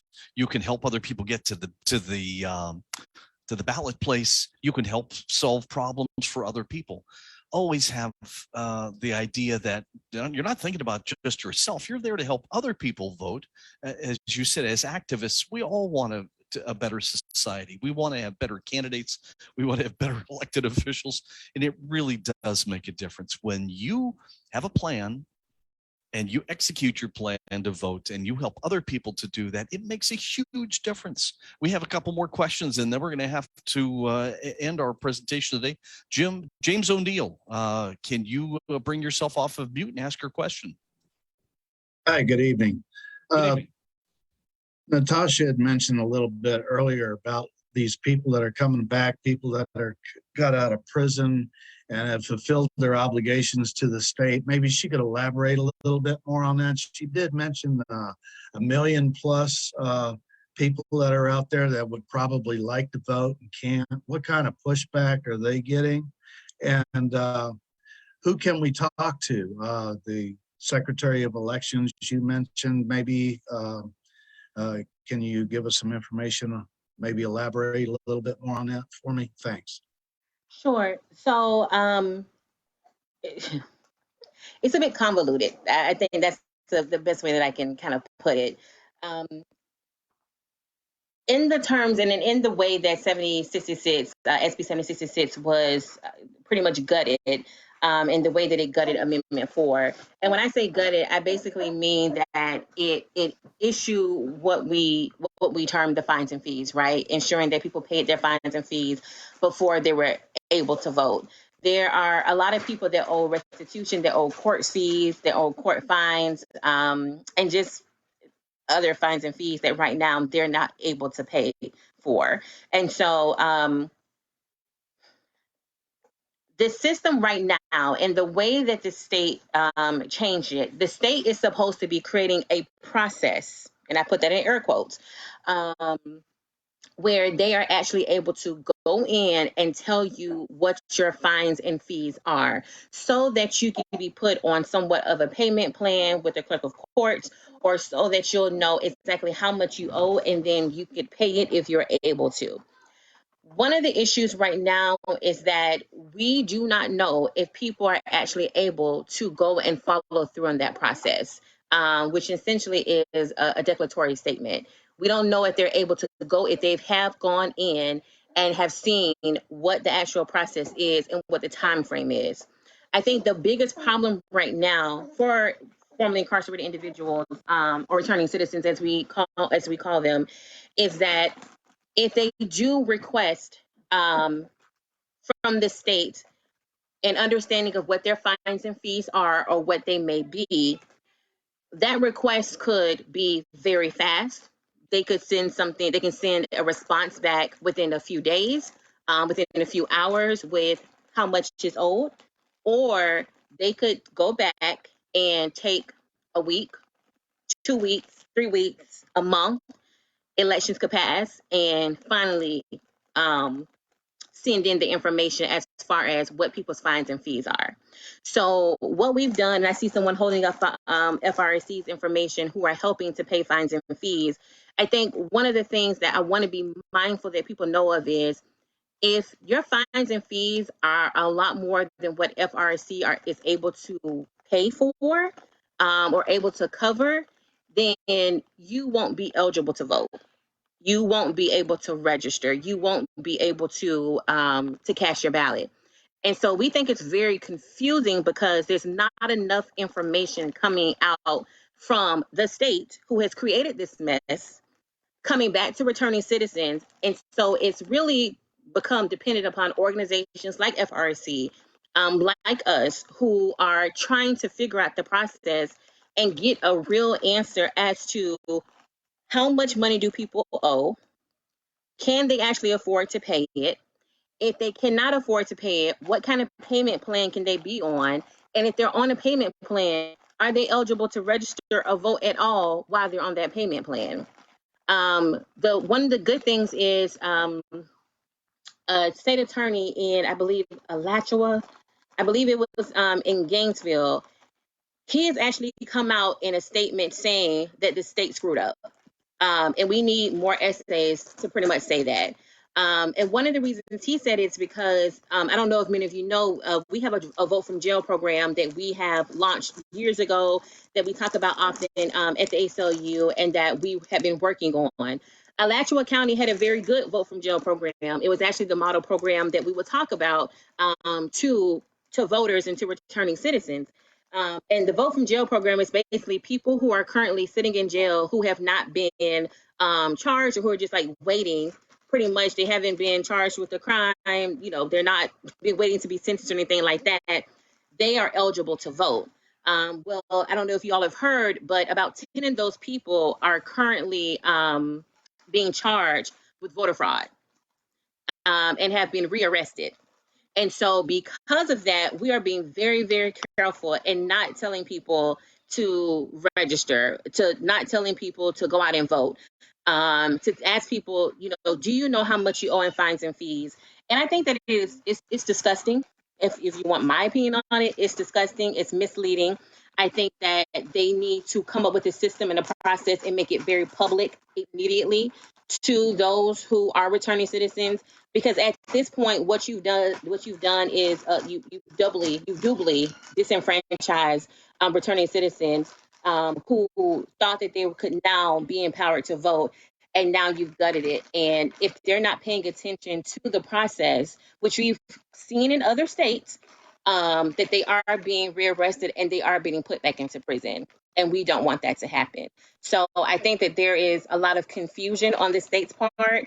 And the best thing that we can do is we can, ask returning citizens to submit a declaratory statement, to request how much they owe in fines and fees, and to get a clear process as to how that, how they found out what they owe. I mean, it's just that simple, what they owe. It's a shame that you can't go into a system with all of these websites that we have to type up your name or to type up your number and to see how much you owe, or you're able to go to your clerk of court and see how much you owe without having so much confusion. And if people committed certain crimes in different parts of the state, in different counties or different states, it gets a lot more dangerous, I guess you could say. It gets a lot harder to kind of figure that stuff out. I hope that answered your question. If I could throw in a couple of other thoughts, when she's referring to the FRRC, that's the Florida Rights Restoration Coalition. For those of you that have been SCPA members or visitors for some time, you'll know that Desmond Meade, who was one of the founders of this effort, has been a guest on our events. And Desmond has been here to explain the process and how incredibly unfair it has become. And remember, we, the citizens of Florida, overwhelmingly passed this as part of the state constitution of Florida. We did not put these restrictions in that amendment 4. We wanted to return people's right to vote. It was these certain elected representatives and our certain governor who chose intentionally to make this a difficult thing. There is no doubt in my mind, and probably most people on this meeting understand this was not an accident. This complication, the difficulty, the threat, the physical threat to our returning citizens is intentional. They don't want them to vote. If you are interested in learning more about the Florida Rights Restoration Coalition, here's a phone number to write down. You got something to write with? It's 1-877 my vote 0. So it's 698-6830. Once again, 877-698-6830. If you're here in Brevard County on the first Wednesday of every month, this organization meets at 1053 Fern Avenue in Cocoa. So if you are interested in attending a meeting, you're interested in supporting the Florida Rights Restoration Coalition, Desmond Meade's organization, first Wednesday of the month, 1053 Fern Avenue in Cocoa, or you can call that number, or you can text. Frankly, we'll hopefully get this up on our website, on the Space Coast Progressive Alliance website. And the ACLU is there to help. The League of Women Voters is there to help. Suzanne, do you have anything else you want to add on this topic before we take our very last question? No. Okay. You know what? And I'm going to ask a question. I'm going to execute my prerogative of throwing an extra question in there just for myself. I know that we've been talking about the new vote by mail ballot thing being set up for every 2 years, you have to renew your vote by mail. My recollection is that when you get your VBM, when you get your vote by mail in the ballot, or the ballot in the mail, there's a little box, the check box that you can, it's the way it's been in the past. You can check that says, I want to renew my vote by mail, for the next cycle. And I believe, I hope that that's going to continue, where you can just, it's not going to continue. Oh, man. No, I don't believe so. I believe I read that no.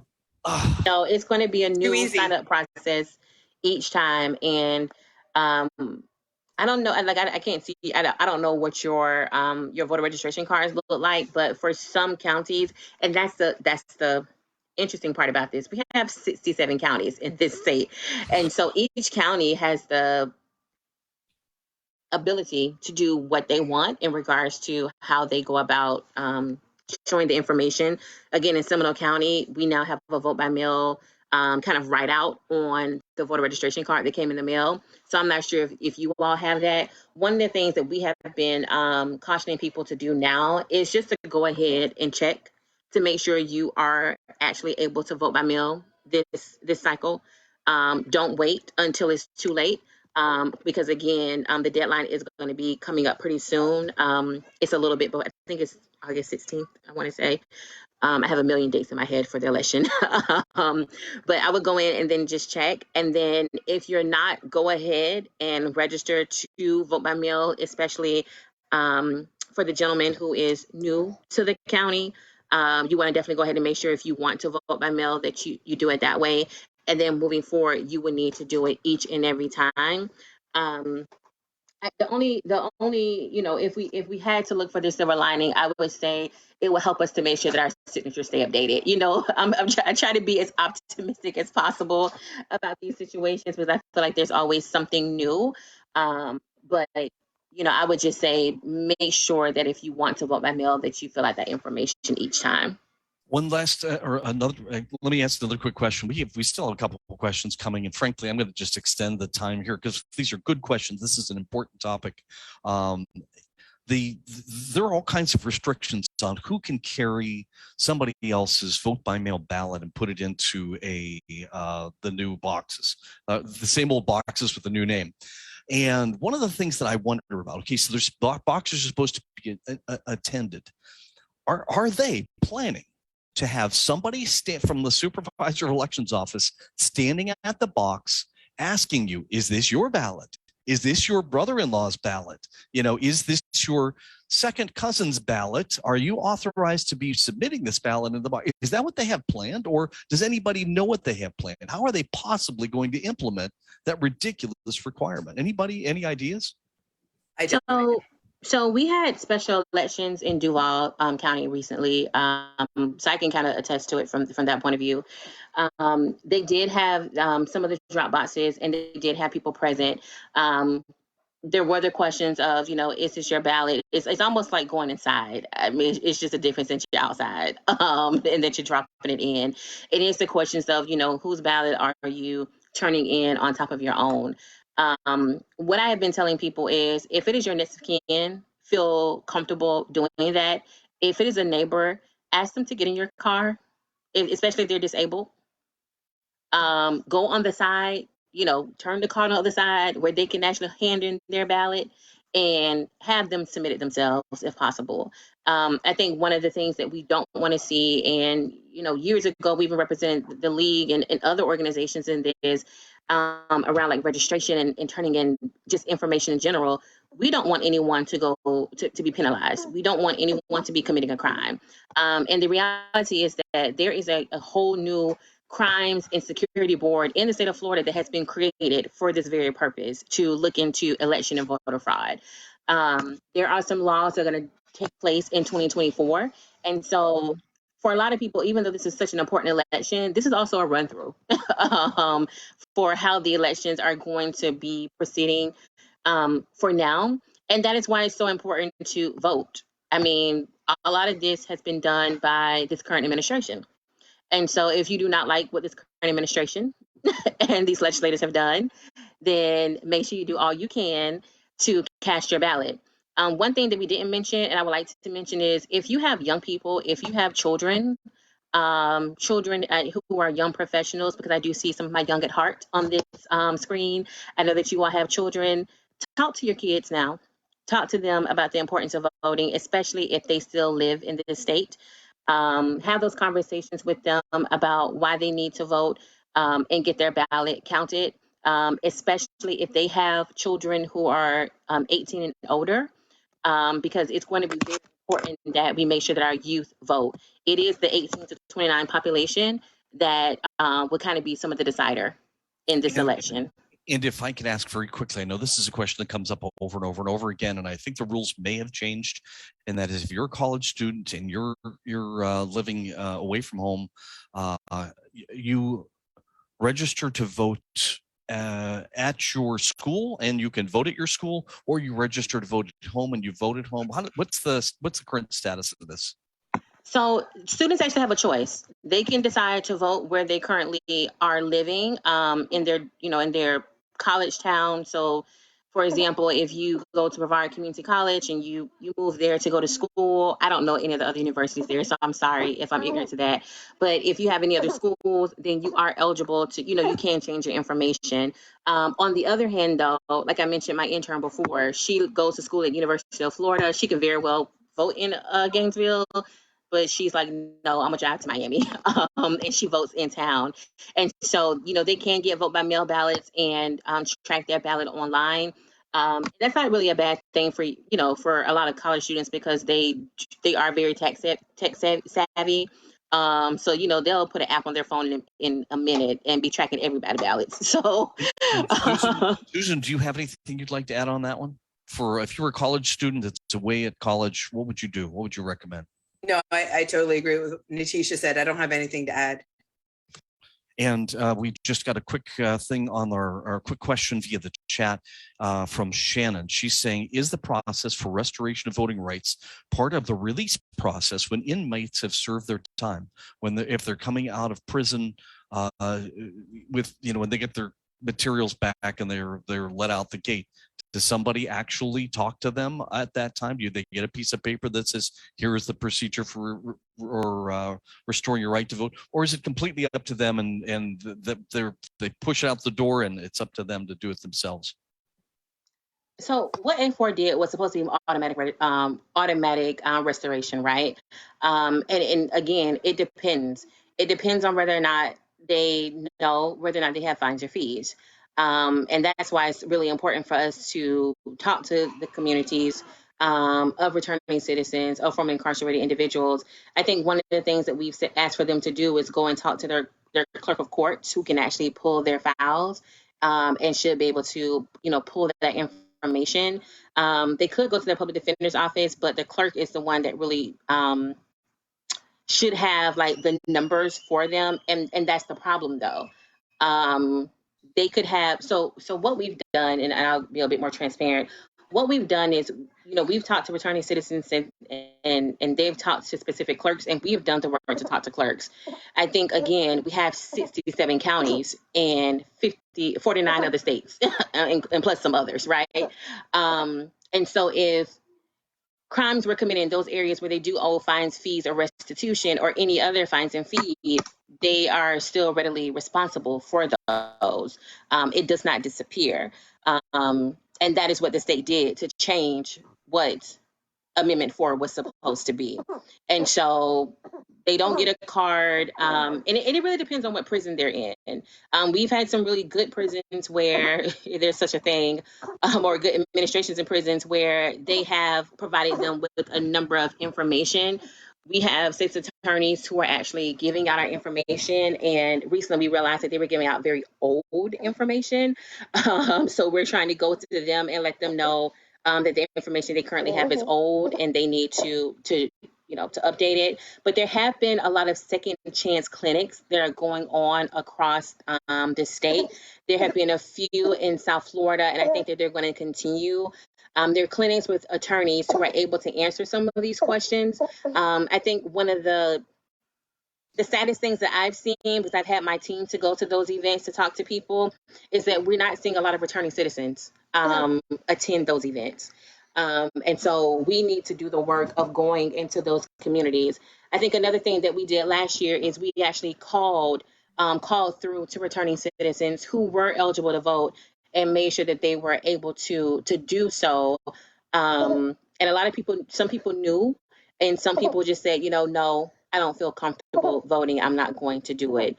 And so we have a lot of work ahead of us. And one of the things I can say is that the ACLU was committed. Like, we're committed to the very end to make sure that we do get voting rights for all of us and for them as well. We've made that commitment for over 20 years. We're not stopping now. Fantastic. And we have two quick questions, and then we will call it a day. Bonnie, Edie, you've been waiting with your hand up patiently. Bonnie, ask your question, please. You want to let DP go first? Go ahead, DP. I've just got one from Facebook. It may or may not have already been answered, but basically, in what ways are the League of Women Voters helping returning citizens restore their voting rights? Well, we are not the experts on that. So we are, we give information to anyone who asks about that. We give the information to the Florida Rights Restoration Coalition. Yes, because it's fraught with danger, as Natishia was saying. So we are not the experts on that. We just give the information and tell them to follow up. Awesome, thank you. Okay, my question was just, my conclusion from this meeting is that we're best off just early voting. That's the clearest way our vote will count. And we have a good 2 weeks in which to do that. Correct me if I'm wrong. Get the mail-in ballot anyway, because you never know. But I know people that I talk to, I don't think they're checking their signatures. So they're going to have problems, and they can be solved. But the coolest way to do it, I think, is if they can go in person, to do that early, not wait till the last minute, but be sure to have that mail-in ballot as backup. Would you agree? Yes. Can I add one thing, though? The early voting this year, or at least for the August early voting, is August 13th through August 20th. That's a Saturday to a Saturday. So it includes one Sunday. So specifically, it was limited, the whole souls to the polls idea, which has been very effective. They limited it to just one Sunday. So it's Saturday the 13th and it ends Saturday the 20th. It's no longer 2 weeks. And that's not an accident. That was intentional. I remember, yeah. They do not want you to vote. They do not want us to vote. They want a very specific part of the population to vote. And that's just the way it is, unfortunately. So if I can, let us, as Bonnie essentially was doing, let us talk very quickly about our action items. I know that we've already talked about the suggestion that everybody that's on this, that's in the Space Coast, and it doesn't matter which county you're in, really, go to your supervisor of election website. Look to check your registration. Make sure that you are still registered to vote. If you're here in Brevard County, you should have just recently gotten this update. I think this is happening in many counties, but they've updated our voter registration cards. Check that. Make sure that you got your card. Make sure that you know which where your polling place is. Make sure that you know which elections you're going to be voting in and what your districts are. The district numbers have changed, so please check that. You can call vote411.org to ask questions. That was I think the League of Women Voters number. Website, yes. Website. Oh, I said call. That's like www.vote411.org. And you can learn more about voting. That's the League of Women Voters. Support candidate forums. Become a poll monitor, that kind of thing. Getting involved in the election process itself is wonderful. It's a wonderful feeling. It's not necessarily easy, but it is, again, if you vote early, if you vote by mail, you can get involved and help other people vote. And did I cover all of the action items that I was listening to? Natishia, did I miss anything from you? You didn't. I just added, if you do need to call 1-800-OUR-VOTE, please make sure that you call that number, especially if you have anyone that has any language barriers or issues, or if you have issues at the time, especially when you're early voting or day of voting or voting in general. If you have questions, we will be acting as command, and we will have people on the ground to do election protection. And we will have some lawyers on the ground this year as well. And so if you know that you may need assistance, please feel free to call that number. All of us are going to be on that number, the league, everybody. We're going to be on that number ready to address questions that folks have. This was an absolutely wonderful evening with two very talented speakers. We and of course having our Addison Mayer, who started us off with a really inspirational presentation about the importance of voting and the fact that voting is not just about you. It's about everybody. It's about our society. It's about our community. It's about our nation. And it's important that people take this seriously so that they can get their vote to count. If you want your vote to count, plan for the worst possible scenario, for your car to break down. Have a backup, have friends to go with you, have a plan to get that vote by mail ballot and how to get it turned in a way that you feel comfortable. And once your ballot is, if you are going to mail it in, if you are going to submit it, go to the Supervisor of Elections website and watch, and you will see when your ballot is received. And on election day, you'll see when your ballot is actually counted. You can see all of this on the website. But this doesn't just, don't wait till the last second to get this together. Plan it now. Vote in the primary so that if there are any issues, you can get them solved in the primary before the general election. Be sure that you're up to speed here in 2022. So when the really, really big election happens in 2024 for the next president, you're ready to go. Every election counts. Every cycle counts. Every vote counts. And I have to say thank you so much to both Suzanne. Natishia, your baby is beautiful. The fact that you were able to work through having your kids right here and be able to participate with us, we are indebted to both of you for that. I really, really wanted to say thank you. I want to say thanks to our audience, both here on Zoom and on Facebook Live. I hope that you all have learned something tonight. I hope that all of you will take action on what you've learned tonight, because elections have consequences. And unfortunately, we are now living with the consequences of people voting for the wrong people. And we can hopefully right the ship of our government so that we can have more responsive, more compassionate government in the future. But for now, thank you very much for being here tonight. The Space Coast Progressive Alliance will look forward to seeing you August 4th. That'll be the first Thursday in August for Gun Violence in America, Myths versus Facts. We're going to take everybody off of hold or off of mute if we can to give a quick round of applause to our speakers, to Natishia and Suzanne. And I want to say thank you very much. Can everybody give them a round of applause? Thank you so much. We will look forward to seeing you next month, and I'm going to ask the Action Project Committee members to please stay with us so that we can have a quick discussion. For everyone else, please log off. Beautiful baby. Good night, everybody. Good night. Thank you. Good night. Take care. Good night. Thank you.